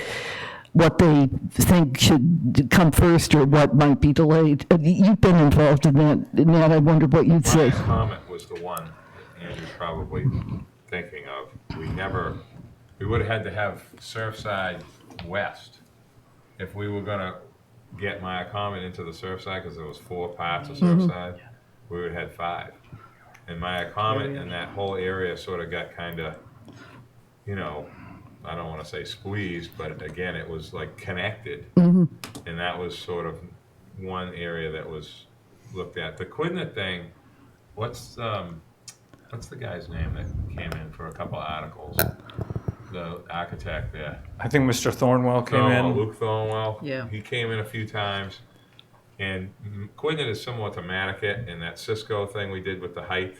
Yep. That little thing in that village there on Ahab and stuff. And I think that is still, on the radar kind of for some kind of protection against pools and some other things in that little circle, And we did implement, to try to maybe get some more interest, we did implement some zoning changes that were consistent with the plan in Wawinet, along Squam Road. Very early, we did some of those. The discussion in Quidnet did seem to revolve around the pools at the time, and there hadn't been a survey. It wasn't clear what the overall opinion was there. So I don't think that article didn't move forward. Yeah, I remember that, right. Right. So, well, the other thing, just as a note, since you're hitting some of the areas right on the coast, the Quidnet Squam Association annual meeting this month had a discussion about oyster development potentially in Sacajah Pond as a way to clean the water. And we know staff has been working on that, and the association came up with some money to help with that. But we also heard about what impacts water quality to Sacajah, and I'm sure we had the issues with the opening of other ponds this year and things like that. So I know there's others working on all that, so I can see so many layers of conversation here. It must be hard to wrap it all together, but I do think if others would agree that it would be a good idea to kind of look at clusters and then prioritize small area planning like that, and I think that would really engage the citizenry too, that would help on all fronts. Can I ask a follow-up to her question, Andrew, that might help? Sure. Have we ever gotten any contact from, like, let's just say, Dual or whoever is in charge out in Tom Nevis to re-examine, like, for instance, the bus route? Can't have a school bus route, Tom Nevis. Right. Private road through the loop. Like, there's been a lot of that stuff. Never was. Yeah. 10 years ago was a long time ago. Yeah, that's how true. People thought the Cessnas were a problem. Remember the Cessnas? Yeah. We don't even have them anymore. So, like, that was the big argument then. Now no one even talks about it. But, like, the baseball field issue, which sort of went away. The bike path issue, Andrew's very knowledgeable about the land issue out there on that road. There's plenty of land for the bike path, even though it doesn't look like it on the left. But this isn't free. And it's not. The other stuff isn't done yet. The stuff that's more, and it's very hard to have that conversation with people that feel strongly about it where they live. You know what I mean? When we haven't finished other things like Wawinet, like the Quidnet Road is one of the most dangerous roads on the Nantucket, in my opinion, for a bicycle. So we've never reopened an area plan before, to my knowledge. Like, No. We sort of sent out notices and said we want to meet this summer, type of thing. And the people get here. No. Is that what you're asking? Well, I'm just, I am asking that in terms of thinking about Nantucket. I know it's late in the season, but, done a lot of that here. right, but I think they definitely have issues about the water quality, like going to the harbor. I still worry about, is there going to be sewer there? How's that going to play out? But what the density is, for example, I could really see having a Nantucket district distinct from other districts, other places, but that may not be the best choice. I don't know. I'm using that as an example because I know how complicated it was the first time. And I know there's issues about enforcement for some of the planning requirements out there in various places. So I would just say that's just one example that may not be the number one to start with. I don't know, but it just strikes me that's a good tool that we should think about that. And Tom Nevers, I raised that because I could see potential for more housing developing in Tom Nevers at some point. I mean, I don't know what the open land is there or whatever, but the infill in the town district is really filled in, right, pretty extensively. So it just strikes me we need to create some kind of a metric or matrix to try to sort out which is the best way to go with that. Yeah. I do, I mean, Tom Nevers has an area plan that they completed, I'm trying to remember. About 8 years ago. Yeah, so, I mean, I think, I think that might actually be a good exercise to let them know that we are updating it, so now would be the time to start, updating the plan and let us know what's changed, or what their recommendations are. But Tom Nevers has a very, I think, Distinctive, comprehensive yeah. plan that they already did. Sconset was one of the first also to get one done. Nantucket has done theirs and really come up with several iterations on that. So those have all, those groups have been highly motivated. It's some of the other areas that, Well, I was thinking too, I think the Civic League annual meeting is September 4th, if I remember correctly, or thereabouts. So even having some overture, somebody at that meeting to say, this is kind of the situation we're in, we're going to work on a new plan, you may want to consult with local clusters. And if you perceive a need to be earlier in the queue, then raise your hand, let us know that or whatever. Wendy was going to say something. Go ahead, Wendy, sorry. Yeah, no, I think that's a good idea. I think I sometimes am mindful that area plans are, like our job is to look at the whole island and, the areas sometimes you get interested, but of course that's good. I did think if we really were trying to bring the community together as much as possible, and I think it's a nice opportunity to revisit this and see like we did awesome on the open space, and now all of our properties worth so much money, it's like we're our own worst enemies and don't know how to deal. But so some of the answer is let's bring us together any way we can. And like Tom Nevers, the fairground, came up many times in here, and I was like, I haven't been there in 5 years, My other real point was that the trade, the associations, like the Merchants Association, Restaurant Association, have really fallen away. Partly because there wasn't a need, partly there's so much turnover and it's really labor intensive to do that. So I'm hoping maybe with a data platform, maybe with something that Facebook, whatever, maybe there's some solutions that we can bring them together in a new way that doesn't have to be quite as time consuming. But I'd really like to see updated input from all those different groups. And I don't know how the town side we can help that happen because it always is hard. Mike's always trying to, 488 responses on parking, it's everyone's got an opinion. 17,000 people who live in here year round, we now know, so 400 people, come on.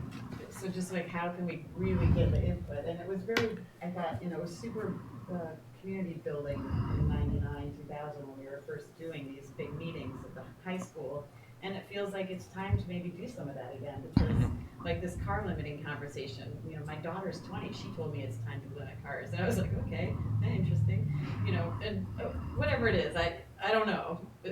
You're right, 10 years ago, no way, and we tried building cap, it was a disaster at the time, sort of, but, you know, like, what new ideas there, you know, the land bank tax, like, well, how are we gonna be using that money, and it's huge money nowadays, so new ideas, and things like, how can we make sure we're really not just revising, but like all of, I guess it's reading those little things here, like, new ideas needed, you know, I'm like, Well, yeah. you make a good point, your daughter, getting the young people involved. Yeah, young people. They have young people, great young ideas. people. And recognizing, you know, the assessors were the problem, now it is, like, it will all change, and it's in flux, and I think car sharing, millennials, you know, use Uber more than half, they don't want their own car, you know? Car. So some of these things might really be like the Cessna problem, like 10 years from now, would be like, how funny that we were worried. Now Yeah, everyone but just we have the car vote. shares. Everybody's mad at too many people with the vote. I mean, it's like we're always saying too many somewhere. We were saying that in the 1920s. I mean, it's in the looking backward column. Yeah, but we're all Put it out who? moving on. I want to know that. Well, but Matt, sorry, look at that in a better way, though. Nobody It's not likes to be said no at the vote. No, I'm not Locals saying want to it's get a on that step vote. for who says no. The question is, what changes do you make so you make sure you have a harbor that's, you know, that's clean? What changes? How do you we make know so- it's not clean? Well, How I'm dirty not gonna is get it? the details, but- We just found out we got plenty of water last week from the Okay. water My point department. is- I'm just My saying. point is that the only thing that correlates to some of the, you know, the loss of harbor, the loss of eelgrass, and a lot of this are some of those inputs. And if we aren't willing to look at that and say, how can we, you know, lessen the inputs so that we can have more people? You know, how do you put more people here in a way that they don't need vehicles? And in a way that, you know, that they can afford to stay here? You know, there's big issues that I think we have to be willing to face instead of just saying, there's nothing we can do. And I think that what Wendy was talking about was a very inclusive process, led to the comprehensive plan, which led to the master plan. They're slightly different, they have their own biases, but but it was an inclusive process, and you're asking about another inclusive process, I think. And, you know, and that's different. As the civic league, you know, meeting is a good time to bring out those, you know, the area associations, this 40B, the Surfside Crossing time is like, it's like hugely engaged populace. So if we can put a little, you know, like, How do we put use something that out there that energy? we're gonna be, you know, soliciting public input in whatever form we can envision again. I mean, is that sounding like too much? I mean, you know, through It's not, but I want to make sure that the process is inclusive enough not to just go to traditional sources either. We have a much more diverse population now, and we are going to have to think about how to get broader input from all segments of the population. Yeah. So that's on our list to think about over this time.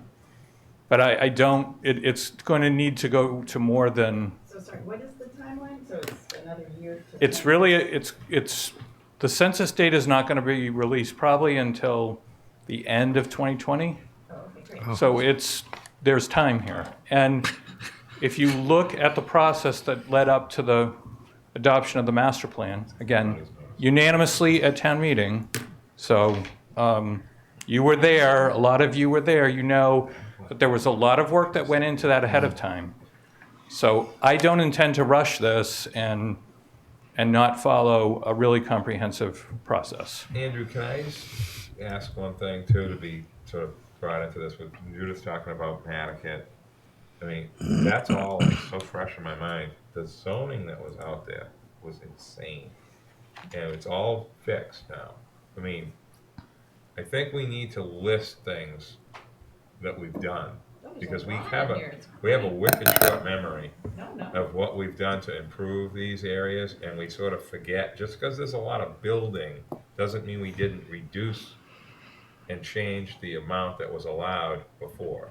It just doesn't look like it, because there's work.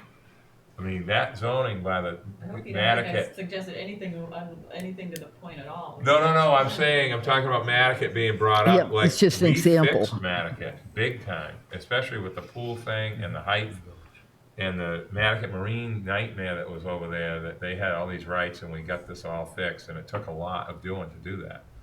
Some people aren't even with us anymore that were involved there. It's good to list the accomplishments, because it's sort of, there's a general thought that, you know, planning is not doing anything or whatever, and we are. It's just that you. It takes a while. The best one was water. When water went to Nantucket, and the big fight we had with Richard to get the zoning changed before the water went out there, and and we did. The zoning did get changed, so it was important to remember this stuff. Could I just follow up on something, Wendy? You said, do you have thoughts of how it would be possible to engage, say, the high school population? Because I think that probably isn't something we're going to do here, but it makes me think if we could identify certain teachers, people teaching social studies in 10th grade, or make up whatever approach you might imagine and give them enough lead time, probably at least a year, but to think about, I think back to my high school time of world affairs discussions and one thing or another, that could be a really exceptionally exciting thing to do and to work with folks in the high school, maybe even younger, but that's probably not something the planning staff could, make up out of their hat, although I know you still have kids, so you probably have people to take counsel with. But I just wondered if there was more behind that observation of what you... There are a lot of teachers, if there's an appropriate way to channel the feedback. You talking about like history of the island and things like that, or just current affairs or civics? No, like Leslie would say, so there's 9 things we're going to be talking about, and maybe there's 9 months in the school year. So let's work with some of the, I don't know what year they teach civics. For me, it was senior year. But that there could be some structured mechanism that they would kind of collect their own ideas, that they could have gatherings where they would talk to younger students. I mean, some of it is we tend to talk about not enough people necessarily coming to annual town meetings or whatever, but millennial kids or whatever the current generation is are not sitting here at the table. So we really have to, maybe it's through some Facebook mode or some social media mode, but I think that it's really how we preserve the civic infrastructure of the belief people have in things like town meeting, or the understanding people have that they have some say about their environment.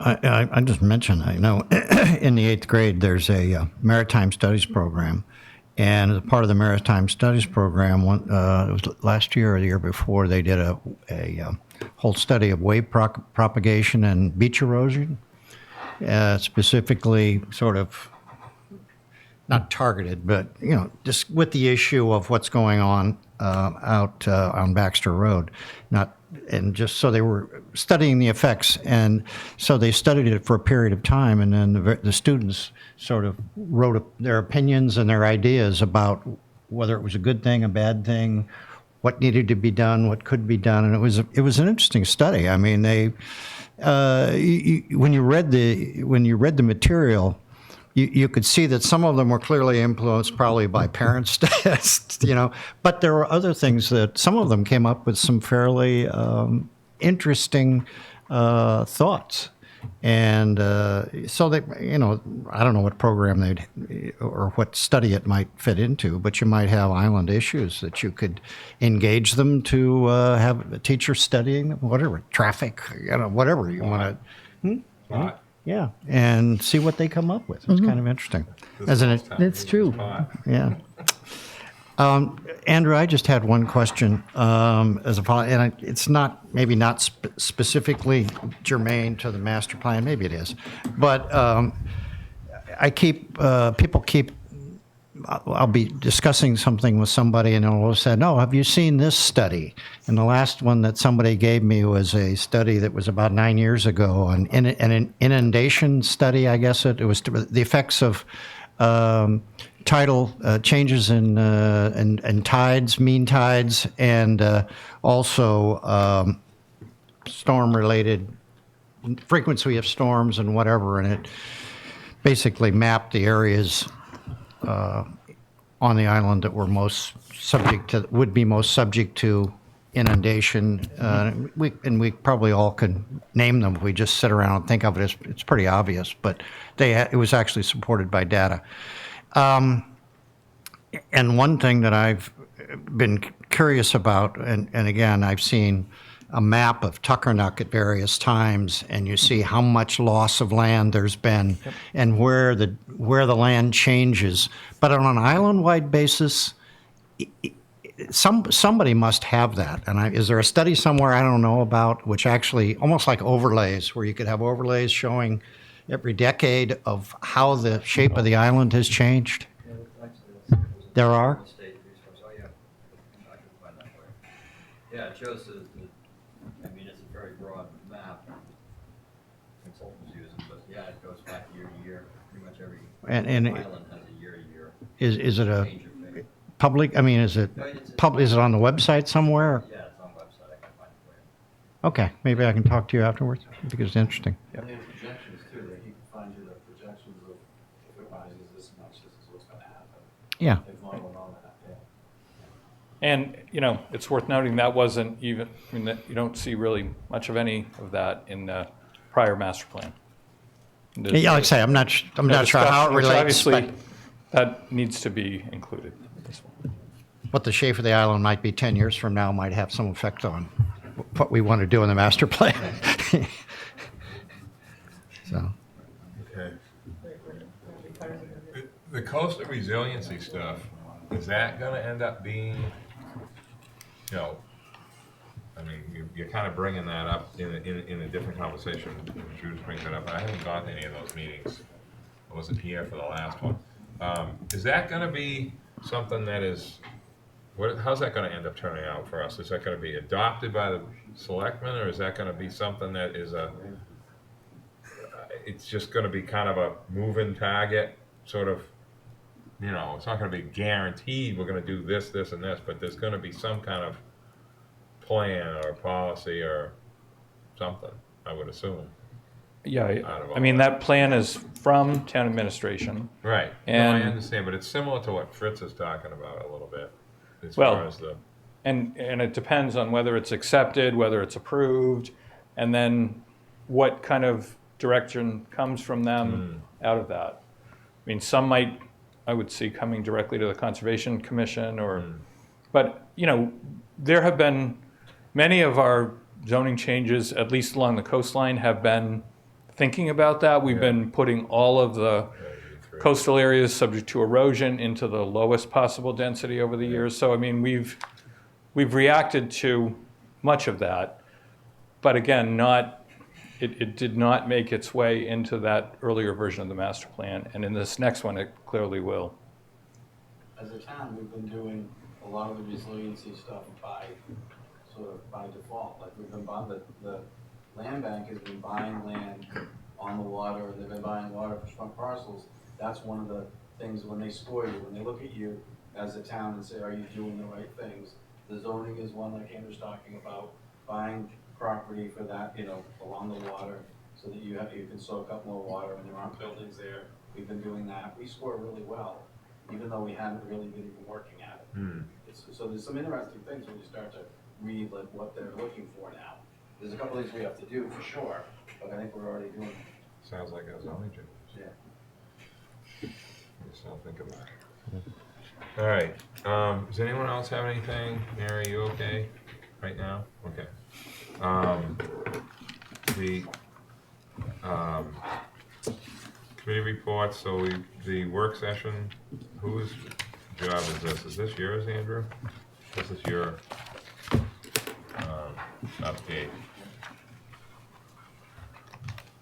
We just saw Well, the email the other the day. legislation went nowhere. We're sharing information, I mean, You're sharing it with Judith us automatically. and myself and Tucker went to this meeting with Senator Sear and a really broad group of stakeholders. Unfortunately, none of this has moved forward, which is very disappointing. It was interesting to hear the different perspectives, and I thought that at least the governor's housing bill was maybe the one that they were focused on. And again, that didn't move forward in the session, so. What do you think the chance of getting the 0.5%? Is that gonna pass, housing bank? I mean, it's so simple. It is in so my mind. simple. so God, I helpful. can't believe that that's not getting, is it because we're all millionaires here to them, or what is it? Well, it didn't make it in the open session. There's opportunities in private session if there isn't objections, but I doubt it's going to get passed through that. I think it will end up going, it'll be on the docket for the coming year. Yeah. One thing two things I'd add. Two of the bills that I looked at continuously toward the end, and I traded comments back to Andrew. One was short-term rental licensure and regulation that would provide funding for infrastructure and for affordable housing based on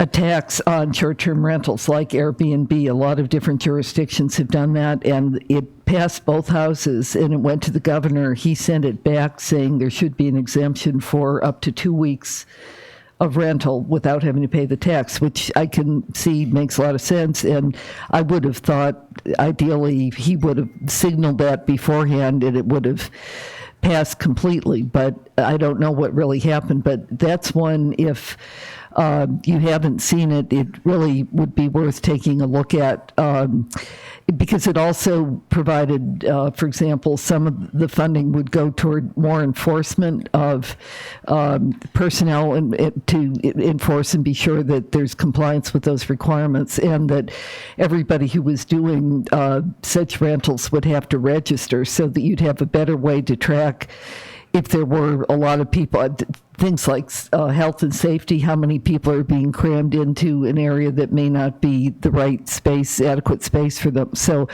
I don't know, it could be that got killed because people elsewhere, everywhere, didn't want that tax on it. It was written up in state line or governing, I can't remember which of them, which are national updates about what's happening nationally. But I think that really is a factor, in my opinion, about how the pressure that we're feeling about transportation and things like that, that's a tight nexus about some kind of charge and then having money to try to address some of the issues resulting from that population pressure. So I think that's an important issue. I don't know whether there'll be more of that. The other one I found puzzling was, as you said, Andrew, the governor had several bills, including housing production, but there was one that was on his desk at the very end, one he had sponsored, and he sent it back with basically eliminating a variety of things. That was the one that had transferable development rights as part of it in the end, and I assumed that was somebody's effort to get a little piece of zoning reform built into that overall package, but he ended up not approving that portion, and it would be worth knowing if we can ever find out what the story behind the story is, because I really have no idea. But I don't know on the odds about the tax for affordable housing. I think that if there are people in other jurisdictions that wouldn't want that to happen in their jurisdiction, I wouldn't be surprised if there's people that wouldn't go for that just to allow us to do it. And the thrust of that discussion with the people in the room too, they do think Nantucket's rich, and they sort of wonder why we're whining about the need we have to try to deal with things like affordable housing, because they figure they don't have all the summer people with substantial means that we might have. So, but I don't think they're going to support and help us get that, because they might not want that kind of thing happening within their jurisdiction. So I think if there's odds that I could see based on really putting a fair amount of time into it, tracking the stuff in the last 6 weeks, it really, that Airbnb short-term rental bill has more potential, especially since it passed both houses already. So that may be worth, after the election, seeing who the sponsors were and trying to see if that's got any prospect. From the housing bank, real quick, when we were in Boston, this was a number of months ago, we were in Boston, there was a group up there, and one of the basically the real estate industry here is in favor of it. They see it as a positive for the most part. Up there, they do not see it as a positive. The real estate lobby up there feels very strongly against it. They're a very strong lobby. one of the representatives, I wasn't in this meeting, but turned to someone from the group that went up and said, well, geez, you have a lot of rich people in Nantucket. If you guys were giving, more money to my campaign and to some of my friends, we would see, we could probably see it your way. Yeah. That would work for us." And everyone was mad at him. And we were driving back and I'm like, I wouldn't be mad at him. He's telling you the truth. Don't get mad. That's how it works now. So they have to spend a lot of time fundraising so they can stay in office. And, and sometimes they don't even want to talk to you when you go up there. They're too busy reading the sports page. We've walked in on them doing that when we lobby. So you have to realize that that is the game right now. If we really want to get this passed, we may have to hire a lobbyist. We may have to, connect with a couple other communities to really get this through and show how we're different and it isn't gonna impact Boston or somewhere else. Up to me. Yeah, but it's, I wouldn't be mad if someone's telling you the truth. One other thing I would just suggest to folks is the zoning reform legislation. There were a couple of different versions of that floated around, but there were a lot of provisions in there that would really affect what happens with our next comprehensive plan. There were accessory uses as of right. There were directives about multiple unit districts. There were changes in the variance standard. There were just a lot of things there. So I don't know that this is bedtime reading for most people, like people like me who puts me to sleep, but I'm used to it, to go through and see what the implications would be for the future. Because if some of that does come back, I don't know, Andrew, what you think the odds are in the next session. But if some of that does come back, we really should be aware of that as we work on the comp plan, because it will have a bearing. We'd hate to get the whole thing done and then have a lot of stuff come in that is going to change what we had assumed to be the practice. Yep. I mean, I will tell you that until recently, we've had one version of zoning reform to look at and opine on. And typically, Planning Commission, Planning Board, Zoning Board has been pretty much unanimously in favor of the changes that have been proposed under those bills. Mostly because we've already implemented most of the best practices. I mean, accessory units are allowed by right now. So those are changes that was contemplated in the master plan, and that's something that's already been implemented. The biggest issue that we really talked about early and that we continue to need to keep an eye on is the majority vote versus 2/3 vote. That we've always been in favor of maintaining the 2/3 vote and not going to a majority. So, and there were different versions, as you know, on that. And then it was even made more complicated. Some issues would be a majority versus 2/3. So yes, we should pay attention to the different bills, but it is getting quite, there's 4 different versions and some groups support one. It's becoming quite a process. And I will tell you, zoning reform has been around for at least 25 years since I've been a planner. We've been talking about statewide reform on zoning all of that time. And honestly, we've talked about this. Massachusetts is really a laggard, like in the back 10 nationally, in terms of being up to date on good practices for many things. So it's really unfortunate because the whole state, the base legislation is almost 50 years old. They really need to be thinking about that. But it's complicated as politics. Well, you got 351 towns and cities, the 351 opinions. That's part of it. But wasn't the original Zoning Reform Act, didn't it have a lot of it was opt-in?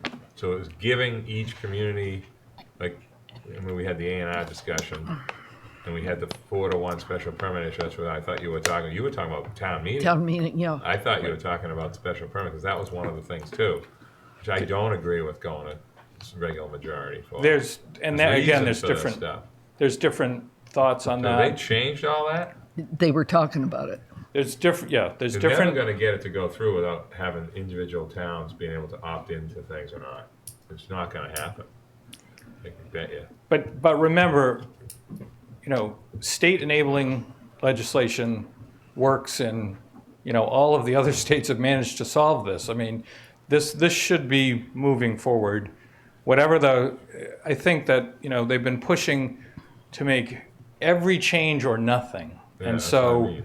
it usually ends up with nothing. I mean, if you look at the bills, I mean, there's, hundreds of different changes, and it's like there's something in there for every town to not like, it seems Yeah. like. So, anyway. Okay, wow. We're just continuing to do our own best practice Yeah, despite all and this. so. we're ahead. Yep. Like we usually are. That's good. Do you want to go over the plan report stuff, Mike? I mean, we have some people here, I'm assuming, for the Surfside Crossing sort of update or whatever we were supposed to have on each meeting. Or, I don't know. Is that what are you here for that? I mean, I don't want to assume anything. We're getting to the end, Pat. I mean, here to... They're here to listen to your jokes. I like to keep it lively, because I'm starving by the time we're half through this. I'm just asking. I'm here just in case there was something. Oh, okay. So, are we working on that study, the traffic study, like it says here on number 8? Mike, I'm just It's wanna... still ongoing. There's Yeah. data was collected, for the first week of August for the South Shore Road area. Yeah. Traffic study, that's still going. That report is due September 28th, so there's really nothing to present other than let you know the data collection. And we hired the company that, just for their information, the company that sort of knows what's going on right now. We are doing other stuff, so that's a benefit. Okay, good. So is there anything else, Mike? No, just ask everybody if they haven't filled out the Nantucket parking survey, fill I out did it. NantucketParkingSurvey.com and just go to the website, fill it out. We're at 488 responses. The Worcester Polytech survey done in the fall was almost half that. So it's decent response, but it's good to have over 1,000. We'd have to hit over 1,000 responses back. Gotta put it on Facebook, I guess. Well, maybe you should give as a prize, you get a guaranteed parking spot if your name is pulled out of the hat of those who answered. Yeah. 10,000. Nothing further, Mr. No. Chairman. Could I ask Mr. Chairman? Other business? Okay, no, sorry.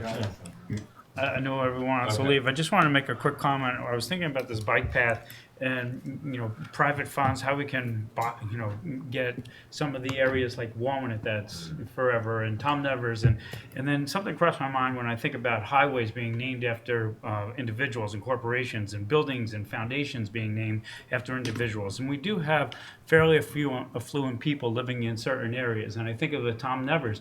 If you put it out there, maybe you can have that entire stretch of a bike path named after, your family.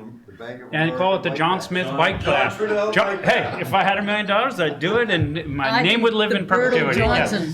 So, I know, but I think when you look at a lot of people, crazy they're idea. asked to donate, and they never get really. Some like to be anonymous. Some like, well, what am I donating for? A thank you or something. But if you're going to be donating for a cause it would help the island, children, etc., their family could be well represented by naming a nice, safe bike path after them. And it's something that it's a material item, but it's not, it's a name. It's like a building, a library being named after someone. So Someone's name on it. anyway, it's just a thought. Just chew on that, and I didn't want to hold up the meeting.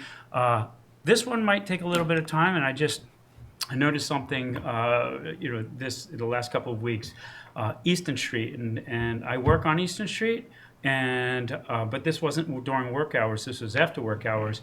The log jam on there, and this is a bone of contention to actually eliminate parking space. But there are I counted 9 parking spaces on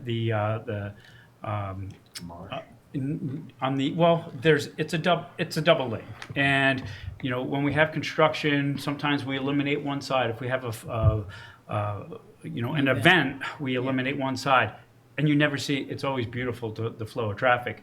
When we don't have there, I actually was across the street at a picnic, and I literally witnessed a traffic jam for almost a half an hour. It was like 25 minutes. and nobody moved. People were getting out of their cars because they jammed themselves so much they were backed up on both ends of the street. And because the cars are parked on both sides, there's no place to turn around or move off so somebody can pass by. And I think for the period of maybe the second half of July in August or the first half of August, even for 30 days, to open up that lane where it's a smooth flowing traffic. Just have I've- one side. Yeah, just have one side for parking. Yeah. And I know it's an inconvenience to eliminate I counted 9 spaces that would be affected.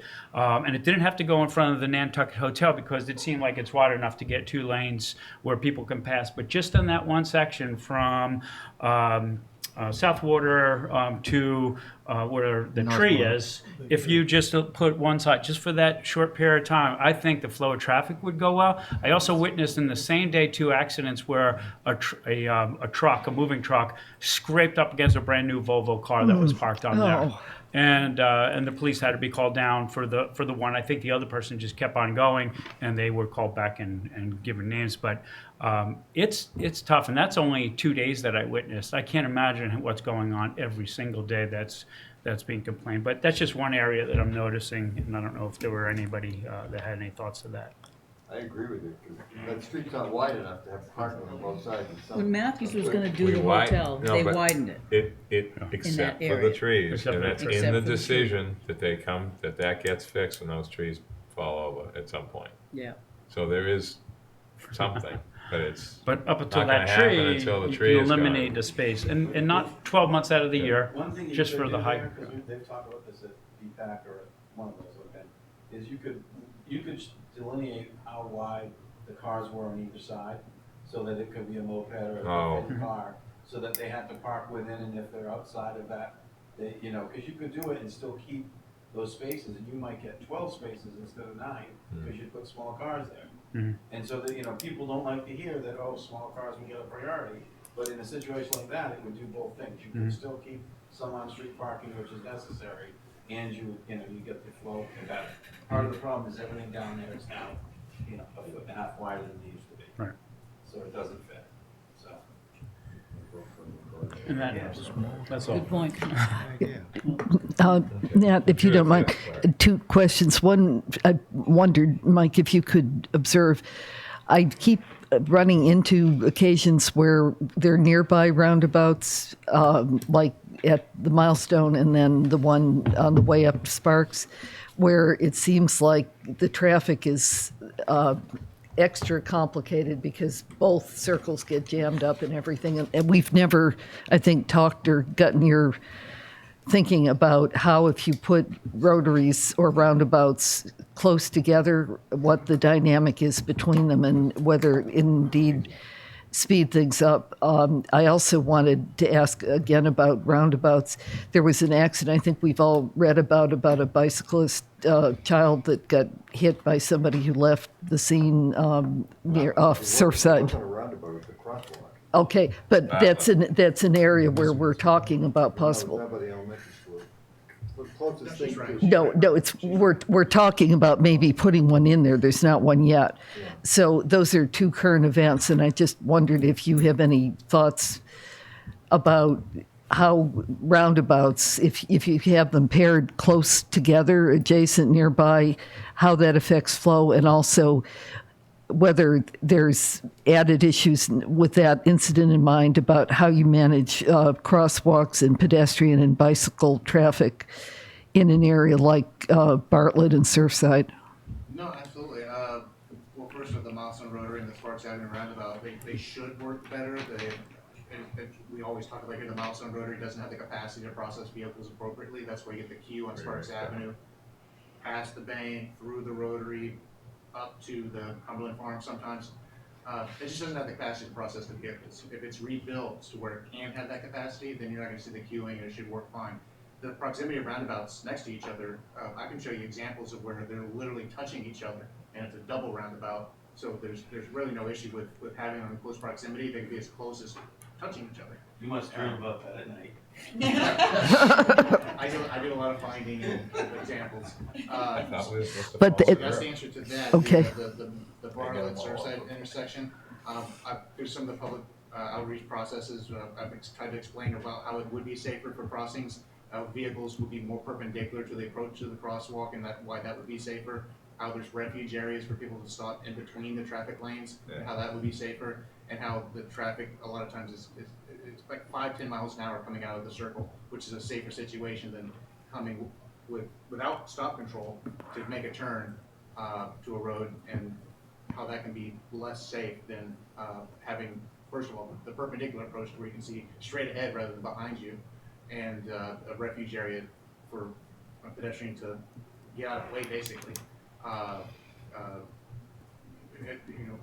the road where you have that refuge area to where it's a safe zone. So I think what's proposed for Bartlett Surfside is definitely a safer situation for everybody, for vehicles and for the people that are crossing that Bartlett crosswalk. Okay, thanks. And Nat, I wanted to ask you what the bear is with the Steamship Authority, if you want to. Is our poor communities. Is. When you start talking about limiting, we made a Dallas newspaper in 1998 or 99 when, like, good friend Matt got this thing going in 98. And it was front page article, Dallas paper, Nantucket, first community, blah, blah, blah, to propose this idea. People in Woods Hole, there's this like whole group that is like mental. And this one guy, his name is Nat Trumbull, has moved back to Woods Hole and didn't realize the boat's been there since 1960, I guess. And it's been very difficult. So you don't hear about that over here. We don't even have these issues. This stuff is huge over there. Okay. So I'm sitting there going, Hyannis hasn't said anything for a while. They realize that we're sort of there. We're connected. That's our home. Our second home is Hyannis. 20 years ago, though, they didn't figure that out yet. They do now. I don't think we're going to ever have a problem with Hyannis, but you never know. It could happen. So my point is, what's going on over there, we have a community that gets passed through with vehicles. Woods Hole isn't making money off of vineyard cars. I mean, it's not. They're making money off tourists going down there to do something, whatever they're doing. Falmouth is not like Hyannis. Hyannis is more of a hub than Falmouth is. The vineyard people, they leave with an empty tank of gas and they've already bought their boat ticket, okay, and savings. It's that simple over there. But the people over there don't realize how angry these communities are. You know what I mean? Okay. So if we start talking about limits and this, and then all of a sudden it becomes into the boat, you're just creating a frenzy of questions, and well, that'll affect my life or my this or my business. And it's just everybody wants what they want, but they don't want anything else. Well, you know what I mean? It's a very hard conversation to have. I just wanted to say it's very helpful that you're involved with the Steamship Authority, and sometime as we go through this comprehensive planning, maybe that's something for the planning board with presentations, the way we're doing them, but I think it'd be really helpful to have you take a half an hour and kind of tell us what's up with the ferries, because I'll give that's... you an example of something. And Matt knows this because he talks to the food trucks, okay? Or their drivers. So the less cars are on the boat, on the Nantucket route now, they get made up by trucks. So the revenue is really, I don't want to say the same, but let's just, some car pays 160% of cost of service. A truck pays about 95. Your car pays 37. So we have a good gig with the excursion, okay? But we lose in one end, but it sort of gets made up. Now that's because things are busy here with everything. There's always something coming and going. But we're sort of limited in what we can provide in service in the summertime here. I mean, we can't add a 10th trip. Just go, oh, we're going to have this other boat. From where? Where's it docked? There's no place to put it in Hyannis. So we're in a finite sort of system. The kids' sports teams are subsidized by everything we don't like. Right? Everything we kind of don't like, and it was all said tonight, are paying for our kids to pay $7 to go play sports and the other schools to come here for $7. So Yes. Are we full in the summer? Is it bad? But it's paying for all these other things. So it's really difficult when I hear this limited stuff. I think about all that. I don't just think about houses and how many cars are in a driveway. I think about the cost to run this $100 million steamship. It's the exact same budget system as Nantucket. It's almost identical how it works. It's all paid by other people. Well, looking at this chart 158 in the agenda packet, I've really been thinking about. No, I'm not trying to give you grief, but the stats about changes in light truck traffic Yes. versus heavy trucks. You know what that is? Oh God, that's that 20-foot thing. It's kind of hard to. Oh, how follow they that. define that. Okay, because it made me wonder, is this, If you have a pickup that's over 20 feet, you're considered like a straight job. okay, So they had to figure out a way to pull that out, One so it space, doesn't two look space, like three there's space. more trucks Okay. that it's. well, it made me wonder if there was more going on with the economy than met the eye, but thanks for helping with that. That's what that is. Okay, Okay. I'll stop with the questions. No, Sorry, I like it's this interesting. conversation. I just, is just a person that's sort of been around the mulberry bush with this. I'm not saying that there isn't a problem. I'm not saying we don't have too many of something. I look out at the dump and I see too much something. I see there's a trail load of bottled water coming in Nantucket a day, and we're talking about straws. We get the best water in the world, and we're not putting it back in the plastic bottle. That, to me, is a bigger problem than anything we've talked about tonight. So that's my point today. A trail load a day. A day. A day in the summer. Newspaper was here tonight, tomorrow, That's- what would it say? He It's left. just true. Nat wants to take bottle. I just can't believe how much water comes in a plastic bottle to a place that has the best water in the United States coming out of a tap. Well, Sounds like a water. Just saying. The other way. Am I wrong? You remember Bill Snowden, right? Yes, I do. Well, he had that idea. He wanted to start a bottling plant Yeah, here and oh. bottle Nantucket water and sell it. So he Yeah. went to the water company and they wanted to cut his. Yeah, fees they off. just charge us more for something else to make up the difference. I mean, it's just, that's a good point. I'm just saying, You the have to worry water about thing that. is laughable. I'm gonna do Nantucket. So I'm just sorry. We got great water. Is that a bad thing? No. So, anyway, does anyone else have anything? Motion to adjourn? Second. All those in favor? Aye. Thank you for putting up Thank with you. us. My microphone shuts off. There's one of them that doesn't shut off. The one's over there, stay on all the time. I don't know why. Trail all day. Summer. Do you calculate what's stopping? I've seen the Cumberland Farms. Not only in Jersey, they have a fountain that always goes, just like in Europe, just like in Italy, just like in Venice, just like, why? Nantucket should sell. We're just afraid.